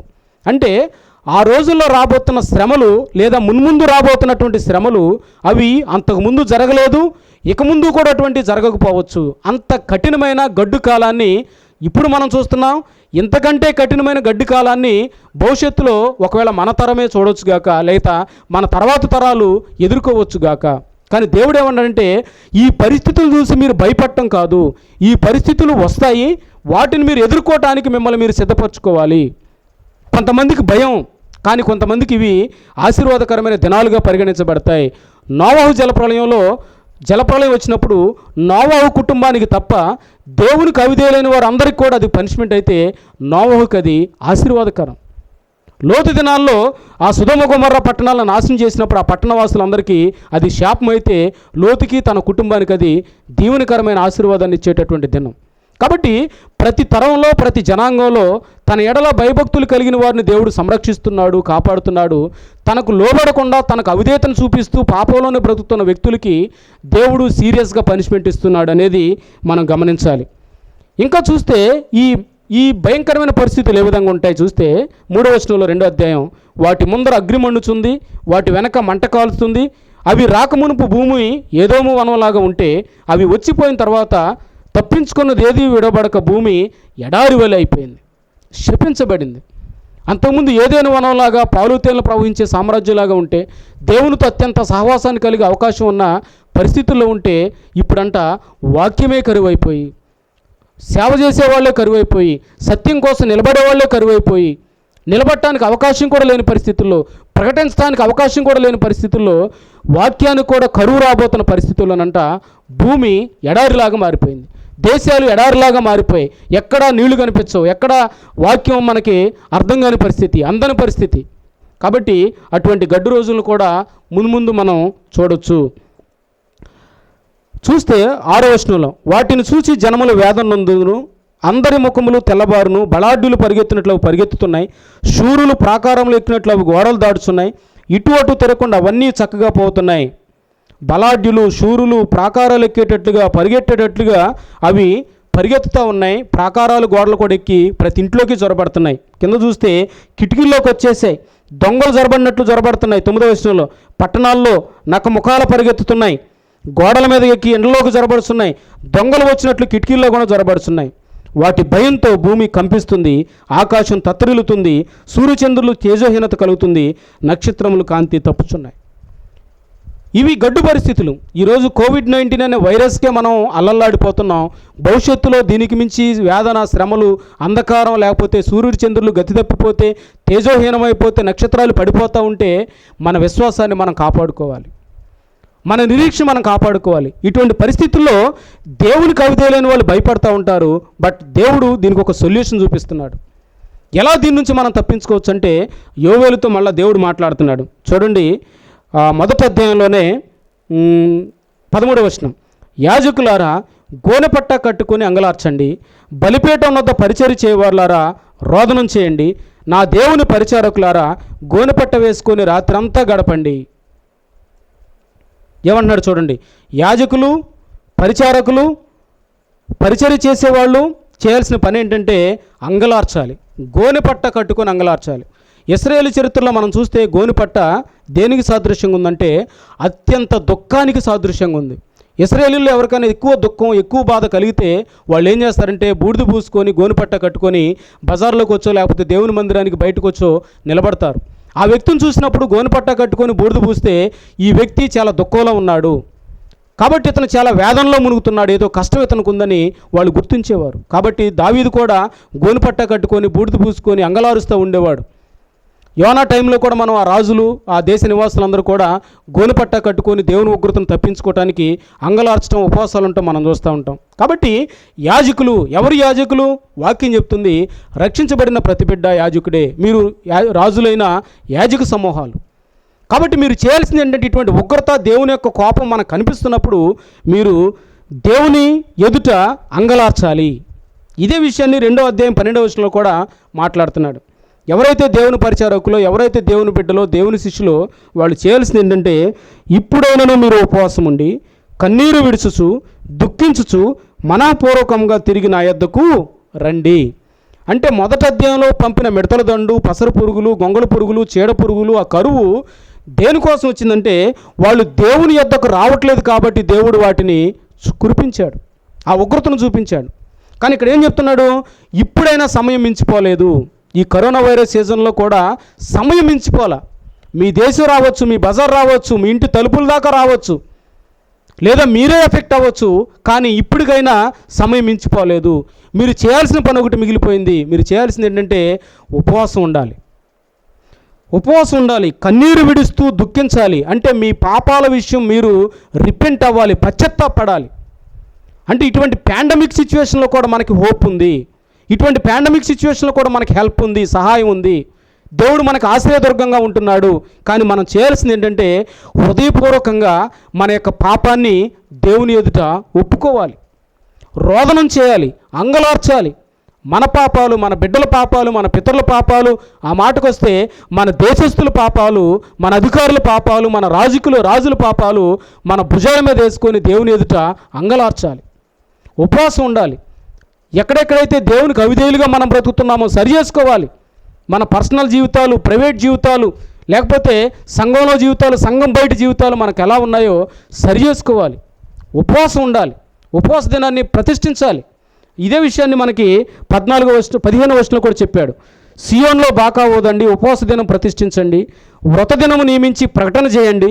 వ్రత దినం అంటే ప్రత్యేకమైన దినం. అంటే ఈ ఉగ్రత నుంచి మీరు తప్పించబడాలంటే దేవుని యొక్క సహాయాన్ని మీరు కోరుకోవాలి, దేవుని ఎదుట మీ హృదయాన్ని కుమ్మరించాలి, దేవుని ఎదుట మీ అయోగ్యతను ఒప్పుకోవాలి.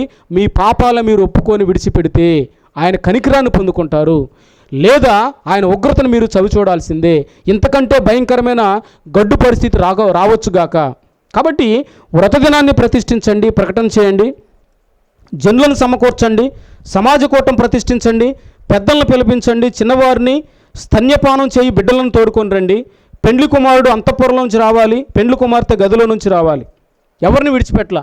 పాలు తాగే బిడ్డ దగ్గర నుంచి, పెండ్లికి సిద్ధమైన వరుడు వధువు దగ్గర నుంచి, పెద్దలు మొదలుకొని, పిన్నలు మొదలుకొని, యాజకులేమి, పరిచారకులేమి అందరిని పిలిపించండి. దేవుణ్ణి ఎరిగిన ప్రతి బిడ్డ ఏం చేయాలంటే మోకరిల్లాలి, వ్రత దినాన్ని ప్రతిష్ఠించాలి, ఉపవాసం ఉండాలి, కన్నీరు విడవాలి, అంగలార్చాలి. ఈ ఉగ్రత దేవుడే తప్పించాలి. దేవుడే మళ్ళీ మనకి పూర్వవైభవాన్ని తీసుకురావాలి. దేవుడే మళ్ళీ మనందరినీ కూడా సంఘంగా మనల్ని సమకూర్చాలి.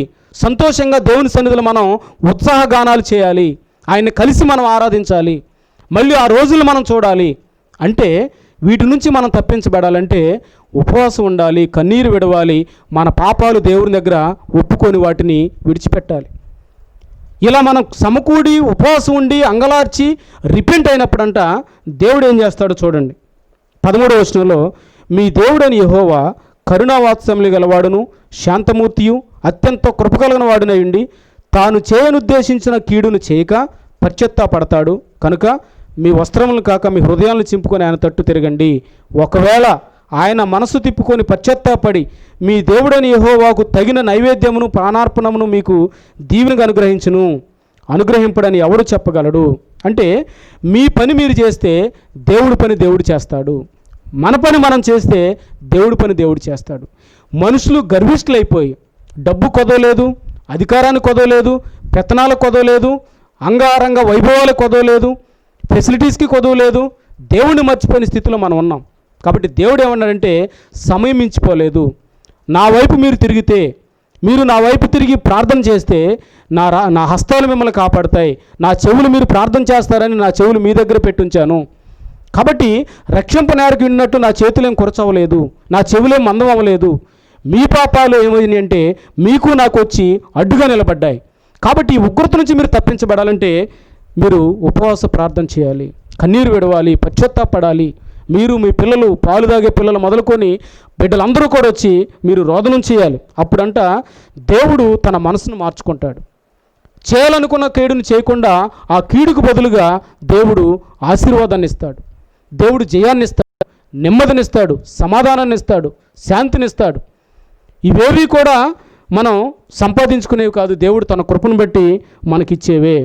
ఇంకా 17వ వచనంలో, యెహోవాకు పరిచర్య చేసే యాజకులు ఎవరైతే సంఘ కాపరులు లేకపోతే సంఘ పెద్దలు లేకపోతే దేవునికి పరిచర్య చేసే వ్యక్తులు ఉన్నారో వాళ్ళంట మంటపమునకును బలిపీఠమునకు మధ్య నిలబడి కన్నీరు విడుస్తూ, యెహోవా నీ జనుల ఎడల జాలి చేసుకొని అన్ని జనులు వారి మీద ప్రభుత్వం చేయనట్లు వారిని అవమానమునకు అప్పగించొద్దు, లేని ఎడల అన్ని జనులు వారి దేవుడు ఏమైనందురు కదా అని వేడుకోవాలి.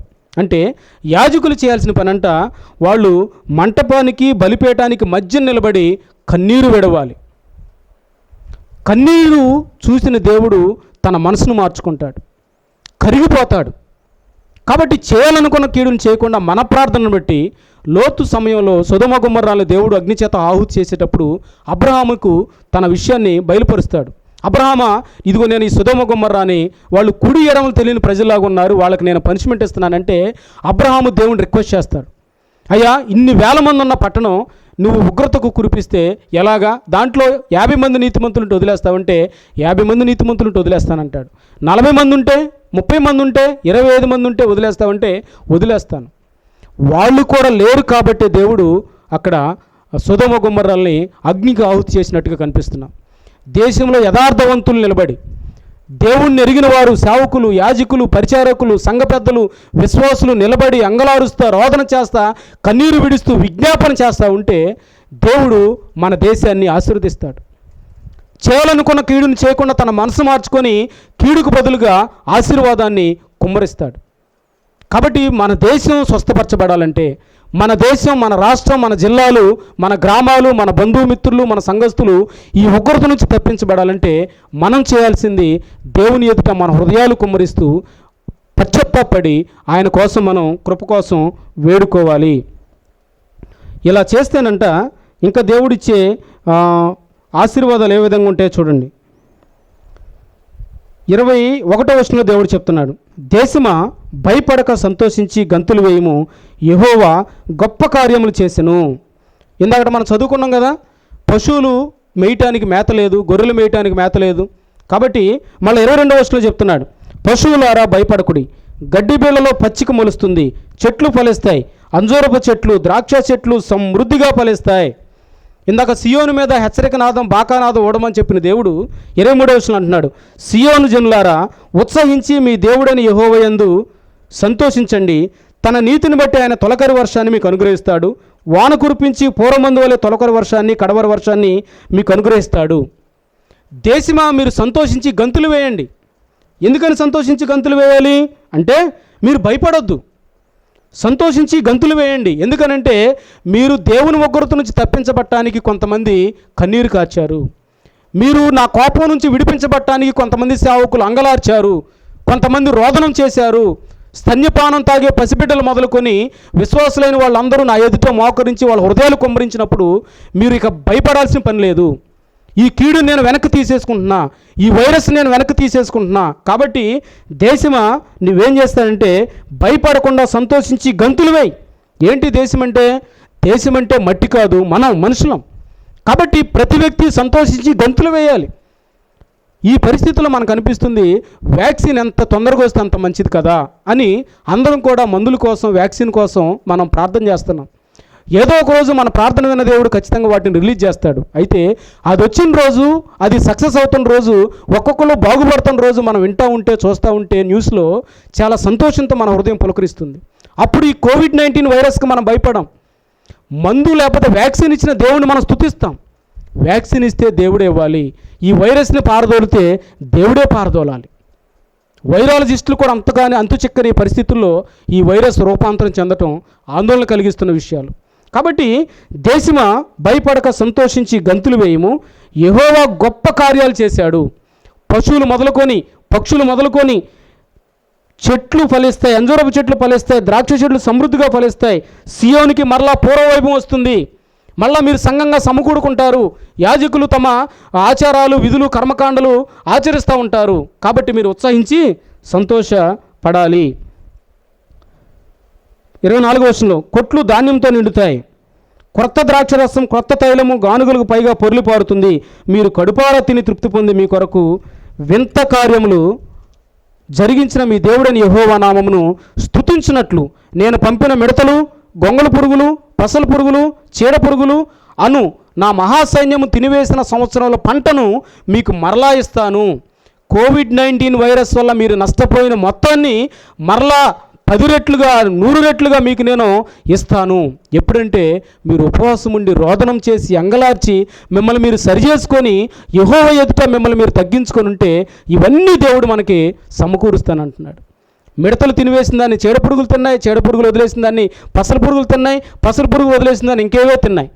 మిగిలింది ఏదీ లేదు, క్రొత్త ద్రాక్ష రసం లేదు, చెట్లు లేవు, పచ్చదనం లేదు. కానీ దేవుడు అన్నాడు తినివేసిన సంవత్సరాల పంటను మీకు మరలా నేను అనుగ్రహిస్తా, 100 రెట్లు బ్లెస్సింగ్స్ మీకు ఇస్తా, యోబులాగా డబుల్ బ్లెస్సింగ్స్ మీకు ఇస్తా. మీరు చేయాల్సిందంట ఉపవాసం ఉండి రోధించి పశ్చాత్తాపడి మిమ్మల్ని మీరు సరి చేసుకోవాలి. ఇటువంటి భయంకరమైన పరిస్థితుల్లో మీరు తప్పించబడాలంటే ఉన్న ఒకే ఒక మార్గం దేవుడే. దేవుని ఎదుట మనల్ని మనం తగ్గించుకొని, మీరు నేను మనందరం మనల్ని మనం తగ్గించుకొని రోదనం చేస్తూ అంగలారుస్తూ ఆయన ఎదుట నిలబడి మనం ప్రార్థించినప్పుడు, రోధించినప్పుడు, సరి చేసుకున్నప్పుడంట దేవుడు మనల్ని బట్టి మన దేశాన్ని, మనల్ని బట్టి మన ప్రాంతాలని, మనల్ని బట్టి మన రాష్ట్రాలని స్వస్థపరుస్తాడు. ఇవి బైబిల్ చెప్తున్నటువంటి సత్యం, బైబిల్లో ఉన్న దేవుడు చెప్తున్నటువంటి సత్యం.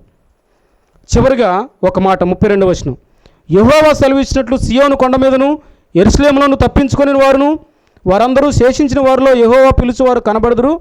ఆ దినమున యెహోవా నామమును బట్టి ఆయనకు ప్రార్థన చేయవారందరూ రక్షింపబడుదురు. ఏ దినమున? ఇటువంటి క్లిష్ట పరిస్థితుల్లో.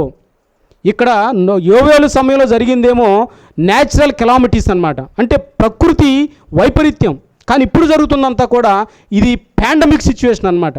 అంటే ఒక మహమ్మారి ప్రపంచం మొత్తాన్ని కూడా మేఘంలాగా కమ్ముకుంటూ వెళ్ళిపోతుంది, గాఢాంధకారంగా చేసుకుంటూ వెళ్ళిపోతుంది, అభివృద్ధిని ఎక్కడో మరలా ఆటవిక నాగరికత వైపుగా తీసుకుంటూ వెళ్ళిపోతుంది.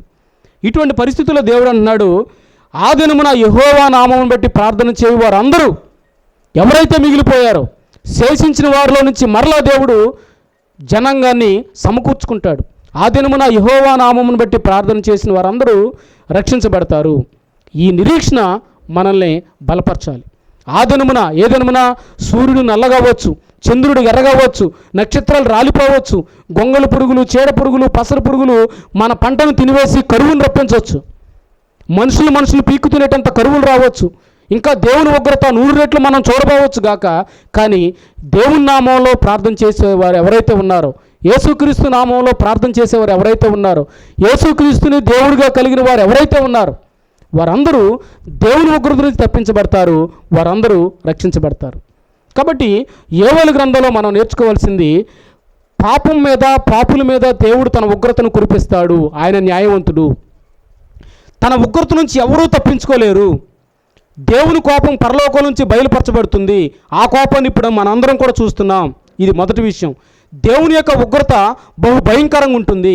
ఆ ఉగ్రతను మానవమాత్రులు ఎవరు తమ జ్ఞానం చేత, తమ ఆధునికత టెక్నాలజీ చేత, లేకపోతే మరిదేని చేత కూడా తప్పించుకోలేరు.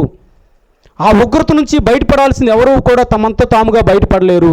అందరూ కూడా దానికి పిన్నలు మొదలుకొని పెద్దలు మొదలుకొని పశువులు పక్షులు అంతా కూడా ఎఫెక్ట్ అవుతారు. ఇప్పుడు ఎఫెక్ట్ అవుతున్నారు.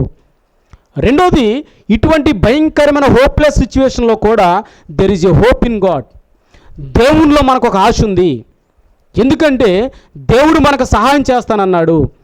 అయితే మనం చేయాల్సింది మనల్ని మనం తగ్గించుకొని, దేవుణ్ణి మనం దేవుడిగా గుర్తించి, యేసుక్రీస్తు ప్రభువారికి మన హృదయాన్ని ఇచ్చి, ఆయన ఎదుట మన పాపాలను ఒప్పుకొని విడిచిపెట్టి వాటి నిమిత్తం పశ్చాత్తాపడుతూ, ఎన్నిసార్లు ఆయనకు అవిధేయులుగా మనం బ్రతికేమో మనకి దేవుడు గుర్తు చేస్తున్నప్పుడు ఒప్పుకొని పశ్చాత్తాపడి అంగలార్చి వ్రతదినాన్ని ప్రతిష్ఠించుకొని అందరం కూడా దేవుని ఎదుట రోదనం చేస్తే, పశ్చాత్తాపడితేనంట దేవుడు కీడు నుంచి మనల్ని తప్పిస్తాడు. ఈ వైరస్ నుంచి మనల్ని తప్పిస్తాడు. దీనివల్ల రాబోతున్న కరువుల నుంచి, ఇంకా భవిష్యత్తులో సంభవించబోయే విపత్తుల నుంచి, తెగులు మహమ్మారుల నుంచి దేవుడు మనల్ని విడిపిస్తాడు. విడిపించడం మాత్రమే కాదు, ఆ రోజు మనం సంతోషించి గంతులేస్తాం. పిన్నలు మొదలుకొని పెద్దలు పశువులు మళ్ళా అంతా కూడా పచ్చదనంతో చిగురిస్తుంది. కోల్పోయిన వాటన్నిటిని దేవుడు మళ్ళీ మనకి సమకూరుస్తాడు. చిట్ట చివరిగా ఎవరైతే దేవుని నామాలు ప్రార్థించారో వారందరూ కూడా రక్షించబడతారు. దేవుడు కోరుకుంటున్నాడు, నీవు నేను ఈ వాక్యం వింటున్న మనందరం కూడా రక్షించబడాలి, తప్పించబడాలి, ఆ ఉగ్రత నుంచి విడిపించబడాలి, ఆయన కోసం సాక్షులుగా నిలబడాలని దేవుడు కోరుకుంటున్నాడు. కాబట్టి భయపడక దేశమా సంతోషించి గంతులై, బిడ్డ సంతోషించి గంతులై. ఎందుకంటే దేవుడు మీ మధ్య గొప్ప కార్యాలు చేస్తాడు. ఆయనకు లోబడితే, ఆయనకు విధేయత చూపిస్తే, ఆయన ఎదుట మనల్ని మనం తగ్గించుకొని రోదనం చేస్తే దేవుడు జాలి కలిగిన వాడు, దేవుడు అత్యంత కృప కలిగిన వాడు, దేవుడు అత్యంత ప్రేమ కలిగిన వాడు. ఎంత ప్రేమ! నిన్ను నన్ను ప్రేమించి తన ప్రాణం కంటే ఎక్కువగా మనల్ని కాపాడుకునేటంత ప్రేమ, తన ప్రాణాన్ని తన ఆఖరి రక్తబొట్టు వరకు నీకు నా కోసం చిందించేటంత ప్రేమ అయోగ్యులమైన మన ఎడల చూపించే దేవుడు చేయాలనుకున్న కీడుని చేయక దానికి బదులు నూరంతల ఆశీర్వాదాన్ని, నూరంతల కనికరాన్ని మన ఎడల చూపిస్తాడు. తలలు వంచండి, ప్రార్థన చేసుకుందాం. దేవుడు తన మాటలు దీవించునుగాక. మహాపరిశుద్ధులైన తండ్రి, నీ గన్నామానికి వందనాలు. మాతో మాట్లాడారని నమ్ముచున్నాం ప్రభా. ఈరోజు పరిస్థితులు ప్రభా, ప్రపంచం అంతా కూడా నాయన ఈ కంటికి కనపడని సూక్ష్మజీవితో పోరాడలేక అగ్రరాజ్యాలు కూడా దీని ముందు తల దించుకోవాల్సిన పరిస్థితి ప్రభా. మరణం మా ఇంటి దాకా వస్తుంది అయా. భయం, కలవరపాటు మా హృదయాలు వేదన చెందుతూ ఉన్నాయి. ఎక్కడ చూసిన అసమాధానం, ఎక్కడ చూసిన భయం. ఉద్యోగాలు లేవు, వ్యాపారాలు లేవు, కూలి పనులు లేవు, ఆకలి తలమటించే ప్రజలు, ఆర్థిక మాన్యం వైపుగా దేశాలు వెళ్ళిపోతూ ఉన్నాయి. అభివృద్ధి ఆగిపోయింది ప్రభా. ఆరాధనలు నిలిచిపోయాయి. సంఘంగా సమకూడలేకపోతున్నాం. ఉత్సాహ సంతోషగానం నీ సన్నిధిలో చేయలేకపోతున్నాం. ఈ పరిస్థితుల్లో నాయన మాకొక ఆశ ఉందని, మాకొక హోప్ ఉందని ప్రభా మీరు తెలియజేశారు. ఎవరైతే నాయన నీ ఎదుట తగ్గించుకొని కన్నీరు విడుస్తూ, రోధిస్తూ, అంగలారుస్తూ పాపాల నిమిత్తం పశ్చాత్తాపడతారో నిజంగా కనికరించి మీరు ఈ ఉగ్రత నుంచి మమ్మల్ని తప్పిస్తారని, నీ నామం బట్టి ప్రార్థన చేసే బిడ్డలందరినీ మీరు కాపాడతారని, అంత మాత్రమే కాకుండా ప్రభా ఇదివరకు వీటి వల్ల మేము కోల్పోయిన వాటికి ప్రతిగా నూరంతల దీవెనల ఆశీర్వాదాలు మాకు మరలా మీరు ఇస్తారని, మా దుఃఖం బదులుగా నవ్వును మాకు ఇస్తారు, వేదనకు బదులుగా సంతోషాన్ని మాకు ఇస్తారు ప్రభా. ఉత్సాహ గానాలతో మా హృదయాన్ని మీరు తెప్పరిల్లింపజేస్తారు. మీరు మాట్లాడిన మాటల కొరకే మీకు వందనాలు తండ్రి. బిడ్డలందరినీ మీరు బలపరచండి, మమ్మల్ని బలపరచండి. మా సంఘాలను ప్రభా మరలా సమకూర్చే రోజులు మేము కోరుకుంటున్నాం ప్రభా. ప్రత్యేకంగా మా ఈపీఎఫ్ కుటుంబ సభ్యులందరినీ మీరు జ్ఞాపకం చేసుకోండి. ఆయా స్థలాల్లో, ఆయా ప్రాంతాల్లో నాయన ఎవరైతే ప్రభా వీక్షిస్తున్నారో, పాల్గొన్నారో ప్రత్యక్షంగా పరోక్షంగా ప్రభా బిడ్డలందరికీ మీరు ప్రభా మీరు కాపాడండి. ఎవరు ఈ కోవిడ్-19 వైరస్ బారిన పడకుండా నీ కాపుదలు దయచేయండి. భయాన్ని వీడి ప్రభా నీ వైపు చుట్టూ మాకు నేర్పించండి. మా కుడివైపు 10,000 మంది కూలిపోయినా, ఎడమవైపు 1000 మంది పడిపోయినా అయ్యా ఈ అపాయానికి మేము భయపడక నీవే మా ఆశ్రయము, నీవే మా దుర్గమని ప్రభువా, ఆపత్కాలంలో నీవే మా సహాయకుడని ప్రభువా 46వ కీర్తనలో చెప్పినట్టుగా నాయన నిన్ను మేము ఆశ్రయించడానికి సహాయం చేయమని, నిన్ను బట్టి ప్రభువా సంతోషగానాలు చేయడానికి రూపు చూపించండి. యేసుక్రీస్తు నామాలు ప్రార్థిస్తున్నాము తండ్రి, ఆమేన్. అద్భుతమైన భావగర్భితమైన సందేశాన్ని మనం విన్నాం.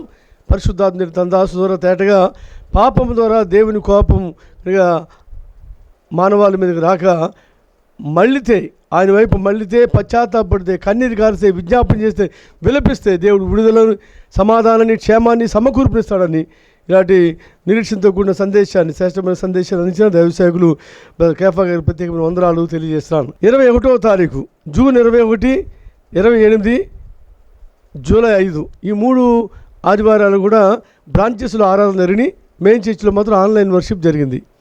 కానీ 5వ తారీఖున, జూలై 5వ తారీఖున మెయిన్ చర్చిలో ఆరాధన ప్రారంభించాం. కానీ పరిస్థితులు అనుకూలంగా లేవు. రోజు రోజుకి ఇక కరోనా కేసులు పెరిగిపోతున్న కారణాన్ని పరిశీలించుకొని మరొక 3 వారాలు, అనగా ఈరోజు 12వ తారీఖు, వచ్చే వారం 19వ తారీఖు, ఆ తర్వాత 26వ తారీఖు, కనుక ఈ 3 వారాలు కూడా మెయిన్ చర్చ్లో ఆరాధనలు నిలిపేస్తున్నాం. దయచేసి గమనించవలసిందిగా మనం చేస్తాం. ఆన్లైన్ వర్షిప్ సర్వీస్ కంటిన్యూ అవుతుంది. ఒకవేళ కనుక ఆగస్టు 1వ వారంకి పరిస్థితులు సానుకూలపడితే మళ్ళా తిరిగి ఆరాధన మెయిన్ చర్చ్లో ఓపెన్ చేయబడుతుంది. బ్రాంచెస్లో మాత్రం యథావిధిగా ఆరాధనలు కొనసాగించబడతాయి.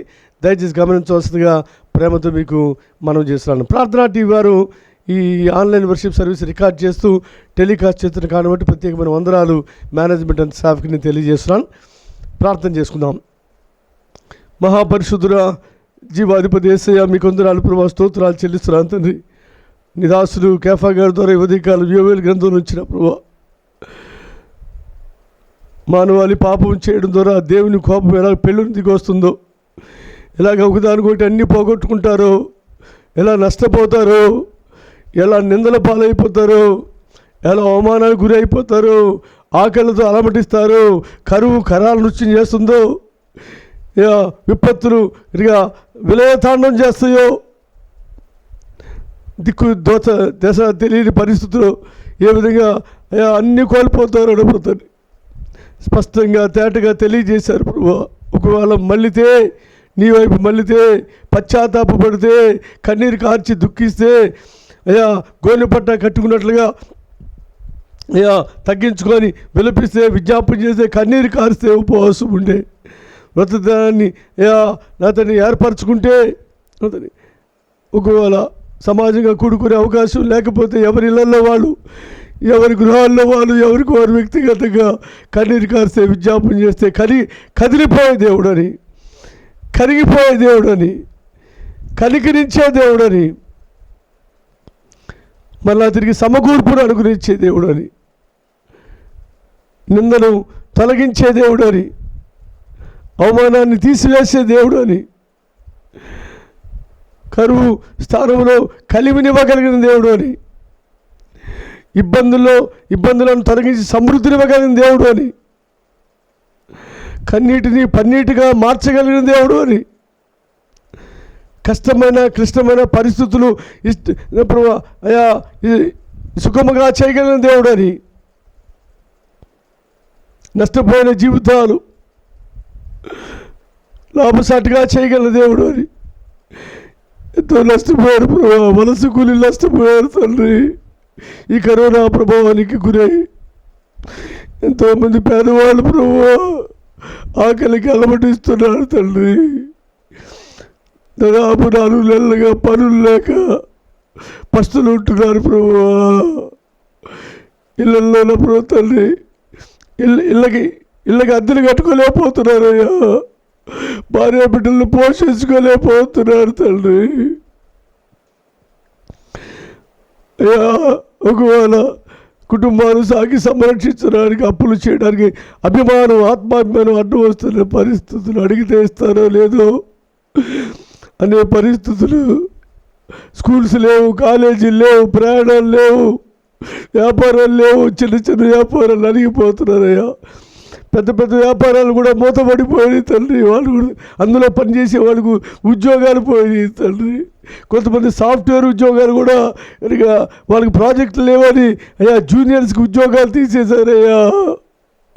కొంతమంది టీచర్స్కి, లెక్చరర్స్కి ప్రైవేట్ స్కూల్స్, కాలేజ్లో వాళ్ళకి ఉద్యోగాలు తీసేశారు ప్రభువా. వాళ్ళు చిన్న చిన్న పనులు చేయలేక అతని సతమతం అయిపోతున్నారయ్యా. కొంతమంది అయ్యా వ్యాపారాలు, చేతి పనులు లేకనప్పుడు తండ్రి, అయ్యా చేతి పనులు లేక ఎంతో వదిలినప్పుడు తండ్రి, అయ్యా వారి చేతులకి సక్కలు వేస్తున్న పరిస్థితులు ఏర్పడి ప్రభువా, చేజారిపోయిన పరిస్థితుల్లో ఉన్నారు ప్రభువా. మా రాష్ట్రము, దేశము అయ్యా దాదాపు 5-10 సంవత్సరాలు వెనక్కి వెళ్ళిపోయింది. ఆర్థిక సంక్షోభాన్ని అనుభవిస్తున్నాం. ఫైనాన్షియల్ డిప్రెషన్స్, దేశాలు గురైపోయి, అగ్ర దేశాలు కూడా కుదేలైపోయి. ఎంతకాలం ఈ లాక్డౌన్స్ వచ్చగలరు? దేశాధినేతలు చేతులు ఎత్తేసారయ్యా. రాష్ట్ర నేతలు కూడా చేతులు ఎత్తేసారు ప్రభువా. మా చేతులను బలపరచగలి దేవుడు నీ దగ్గరే మేము చేతులు ఎత్తాము ప్రభువా. మా చేతులను బలపరచగలి దేవుడు ప్రభువా. మా కన్నీరు తొడవగలిగిన దేవుడు ప్రభువా. మా నిర్లక్ష్యం ద్వారా, అలక్ష్యం ద్వారా, పాపము ద్వారా, ప్రార్థన లేమి ద్వారా మేము పోగొట్టుకునే మరలా తిరిగి మీ కృపలో మేము సమకూర్పుని మేము సంతరించుకోగలమని ఈ ఉదయకాలం చక్కని అయ్యా నతని ద మెసేజ్ ఆఫ్ రిస్టోరేషన్, దేశమా భయపడకము, గంతులు వేయమో తండ్రి అనుభవాన్ని ఇవ్వడానికి ఇష్టపడుతున్న దేవుడు ప్రభువా. సార్వత్రిక సంఘము ఇష్టానుసారంగా ఆరాధన చేసింది ప్రభువా. ఎడా పెడాగా తండ్రి, ఇష్టానుసారంగా ప్రభు తండ్రి, అయ్యా ప్రాస్పరిటీ గాస్పుల్ అన్న తండ్రి, అయ్యా ప్రజలందరూ కూడా సత్యమైనటువంటి నా ప్రభువా, సజీవమైనటువంటి వాక్యం వైపు నిలబెట్టకుండా తండ్రి అనేకమైన రీతులుగా నా ప్రభువా, ఆకర్షణీయమైన పద్ధతుల్లో తండ్రి ఒకరమైన మార్గానికి అనేక మంది అయ్యా దారి మళ్లించబడ్డారు ప్రభువా. ఆరాధన అయ్యా తండ్రి నీ మీద ఆనుకోవడం నేర్పలేదు ప్రభువా. చాలామంది ప్రాస్పరిటీ గాస్పుల్ నిర్వహించినటువంటి దైవ సేవకులు నీ మీద ఆనుకోవటం నేర్పలేదయ్యా. అబ్బా తండ్రి నాయన అని మొరపెట్టి ఎవరికి వాళ్ళుగా కన్నీరు కార్చండి, ప్రార్థన చేయండి, విజ్ఞాపన చేయండి. మీ ఇంటిలోనే దేవుడు కార్యం చేస్తాడు, మీ ప్రార్థనే దేవుడు ఉంటాడు కనుక అని నా ప్రభు అలా నా ప్రభు హెచ్చరించగలపుతండి. మీ పాపం మిమ్మల్ని పతనం చేస్తుంది. ప్రభు పాదాల దగ్గర రండి, ఆ రక్తంలో కడగబడి శుద్ధీకరించబడండి. దేవుని కనుక దేవుని కృపలో మీరు నీతిమంతులుగా తీర్చబడండి. ఆయన వాక్యం మీద కనుక వాక్యం వెలుగులో మీ జీవితాలు సవరించుకోండి అని బోధలు ఆయా తగ్గిపోయినాయి ప్రభువా. మాకు ఉత్తరాలు రాయండి, మాకు ఫోన్లు చేయండి, మాకు డబ్బులు పంపించండి, మేము ప్రార్థన చేస్తాం మీ కార్యాలు జరుగుతాయని మనుషులు ప్రజలను తమ చుట్టూ తిప్పుకున్నారయ్యా. సెలబ్రిటీస్ అయిపోయారు తండ్రి. వ్యక్తి ఆరాధనలు పెరిగిపోయాయి ప్రభువా. వేల మంది, లక్షల మంది వాళ్ళని అయ్యా కొనియాడే స్థితిలో అడిగినప్పుడు భక్తులు మారిపోయారయ్యా. ఆకర్షణ పద్ధతులు, ఒక సినిమా నా తండ్రి అయ్యా పబ్లిసిటీ కొరకు లేక ప్రత్యేకమైన కార్యక్రమాలు, సెలబ్రిటీస్ వస్తే ఆ కార్యక్రమాలు ఎలాగా నా తండ్రి అయ్యా అంగులు ఆర్భాటాలతో నా తండ్రి అలంకరణలు చేస్తారు. అలాగే నా తండ్రి అలంకరణలు అయ్యా స్టేజ్లు, డెకరేషన్స్ నా తండ్రి మనుషులు ఉన్నప్పుడు కీర్తులు, గొప్పతనాలు కోరుకొని వేల మంది వస్తున్నారు, లక్షల మంది వస్తున్నారు. మా ఉత్తర భారతదేశంలో మా గొప్ప సంఘం, దక్షిణ భారతదేశంలో గొప్ప సంఘం, ఆసియాలోనే పెద్ద సంఘం అనుకునే పరిస్థితుల్లో తండ్రి కొంతమంది భక్తులు అయ్యా వాళ్ళు అద్భుతాలు, అయ్యా స్వస్థతలు, విడుదల కార్యక్రమాలకు అప్పుడు తండ్రి ప్రజలను అప్పుడు తండ్రి అయ్యా వారి వైపు తిప్పుకున్నారు ప్రభా.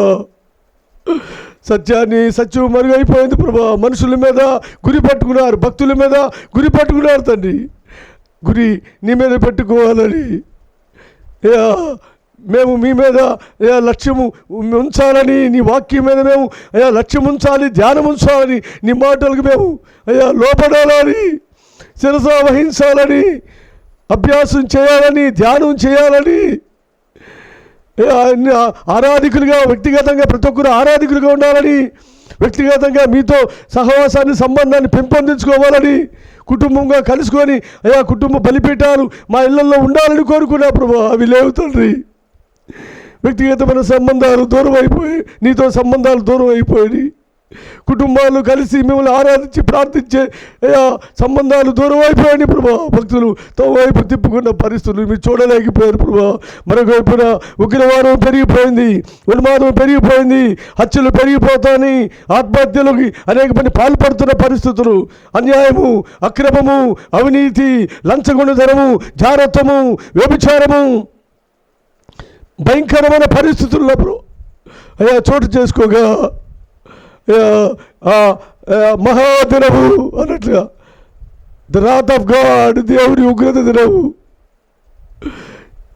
చీకటి కమ్మే దినము, అంధకారం చూస్తున్నావు. ఆకాశంలో ఉన్నటువంటి నక్షత్రాలవి గతి తప్పిపోతాయని భూమిని ఢీకొంటాయేమో. ప్రతి నక్షత్రం భూమి కంటే పెద్దదనే విషయాన్ని తెలుసుకుంటే గడగడ ఒడిగిపోతున్నాం తండ్రి. ఆ పాల పంతులో ఉన్న నక్షత్రాలు, ఒక్కొక్క నక్షత్రము భూమి కంటే పెద్దదని ఉల్కలు కనుక భూమిని ఢీకొంటే, నక్షత్రాలు రాలితే భూమి బద్దలైపోతుంది. ఇంత భయానకమైన పరిస్థితుల్లో గ్లోబల్ వార్మింగ్ పెరిగిపోయింది.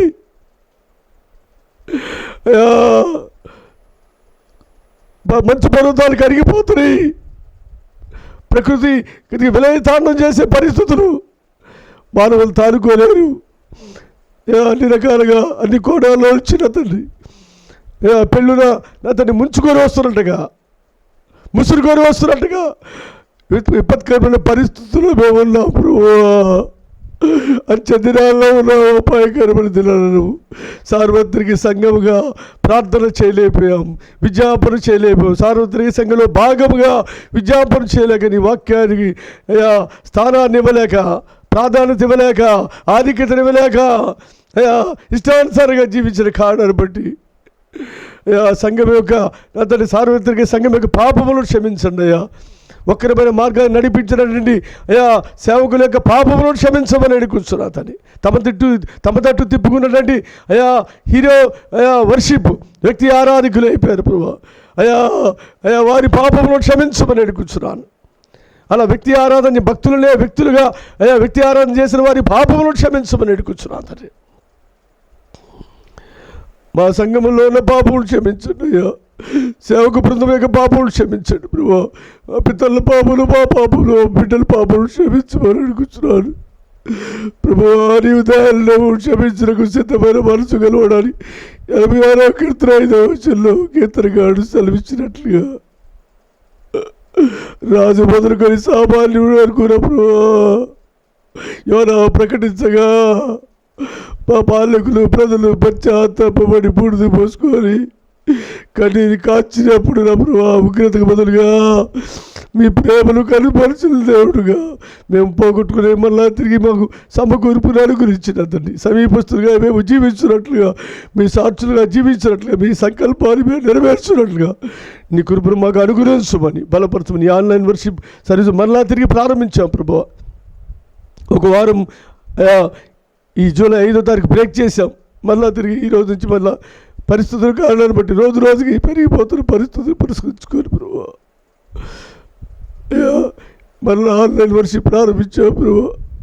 త్వరలో మళ్ళీ ఆన్లైన్ వర్షిప్స్ అన్నీ ఆగిపోవాలంటే, ఎవరికొవరిగా సమాజంగా ఆత్మస్వేచ్ఛ కలిగి ఆరాధించాలంటే పూర్తిగా ఈ కరోనా ప్రభావం రాష్ట్ర వ్యాప్తంగా, దేశవ్యాప్తంగా, ప్రపంచవ్యాప్తంగా అంతము కావాలి ప్రభు.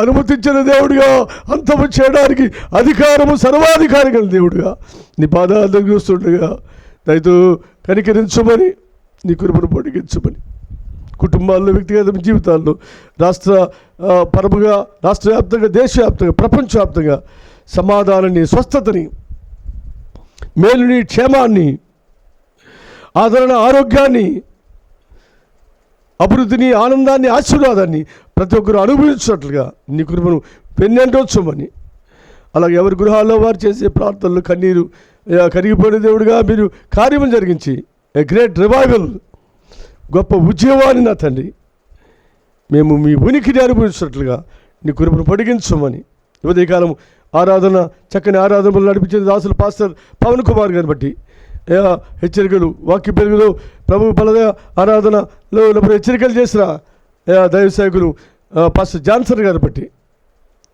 శ్రేష్టమైన వర్తమానాన్ని దాసుందర మీరు అందించారు ప్రభా. బ్రదర్ కేఫా గారిని బట్టి వందనాలు ప్రభా, స్తోత్రాలు చెల్లిస్తున్నాను తండ్రి. మరోసారి మమ్మల్ని మేము ఈ ఉదయకాలం గృహాల్లో ఉంటున్నప్పుడు తండ్రి ఈ ఆన్లైన్ వర్షిప్లో పాల్గొన్న ఇండియా అబ్రాడ్లో ఆత్మీయులందరూ కూడా మీరు ఆశీర్వదించమని, మీ అద్భుత హస్తాలు ఉంచమని, అమూల్యమైన శ్రేష్టమని విలువైన ఘనమైన వాగ్దానాలు నెరవేర్చమని, గొప్ప దేవుడిగా మీ ఉనికిని ప్రేమను ప్రత్యక్షపరచుకుంటూ సంతోషం, సమాధానం, స్వస్థత, సమృద్ధిని, సంతృప్తిని అనుభవించినట్లుగా నీ కృపను పొడిగించమని యేసుక్రీస్తు ప్రభు ప్రశస్తమైన నామంలో స్తుతించి కీర్తించి ప్రార్థించి వినయముగా వేడుకొంచున్నాం తండ్రి. ఆమేన్. పరలోకమందున్న మా తండ్రి, నీ నామం పరిశుద్ధ పరచబడుగాక, నీ రాజ్యం వచ్చునుగాక, నీ చిత్తం పరలోకమందు నెరవేర్చున్నట్లు భూమి మీద నెరవేరునుగాక. మా అనుదిన ఆహారం నేడు మాకు దయచేయం. వాడల అపరాధం చేసిన వాడిని మేము క్షమించినట్లు మా అపరాధములు క్షమించుము. మమ్మల్ని శోధనలోనికి తేక దుష్టు నుండి తప్పించుము. రాజ్యము, శక్తి, మహిమ నిరంతరము నీవైన తండ్రి. ఆమేన్. తండ్రి దేవుని ప్రేమ, ప్రభువైన యేసుక్రీస్తు కృప, పరిశుద్ధాత్మిక అన్యోన్య సహవాసం, దేవుని తట్టు మళ్ళటానికి, పశ్చాత్తాప పడటానికి, కన్నీరు కార్చడానికి, ఉపవసించడానికి, విజ్ఞాపన చేయడానికి, దేవుని కార్యాలు చూడడానికి, సమకూర్పుని సంతరించుకోవడానికి, వాక్య పనిలో కోరబడుతున్న అభిలషిస్తున్న ప్రతి ఒక్కరి కానీ ప్రేమించే బిడ్డలకు సదా తోడైండును గాక. ఆమేన్. అందరూ కూడా చేతులు పైకెత్తి, నీవు మాకు పరమ తండ్రి అయ్యా, నీ వందనాలు. నీవు పరమ రక్షకుడు ప్రభు యేసయ్యా, నీ వందనాలు. మీరు పరమ ఆదరణకర్త పరిశుద్ధాత్మ, నీకు వందనాలు ప్రభు, స్తోత్రాలు అంటూ చేతులు పైకెత్తి ప్రభును ఆరాధించుదాం. తండ్రి నీవే మా తండ్రివి, యేసు నీవే మా రక్షకుడవు, పరిశుద్ధాత్ముడా నీవే మా ఆదరణ, మా ఆనందము నీవే. తండ్రి నీవే మా తండ్రివి, యేసు నీవే మా రక్షకుడవు, పరిశుద్ధాత్ముడా నీవే మా ఆదరణ, మా ఆత్మకు ఆనందమే, మా ఆత్మకు ఆనందమే. అందరికీ వందనాలు. బలో యేసు మహారాజ్కే జై. త్వరలో రారాజు రాబోతు యేసు రాజుకే జై. Thank you.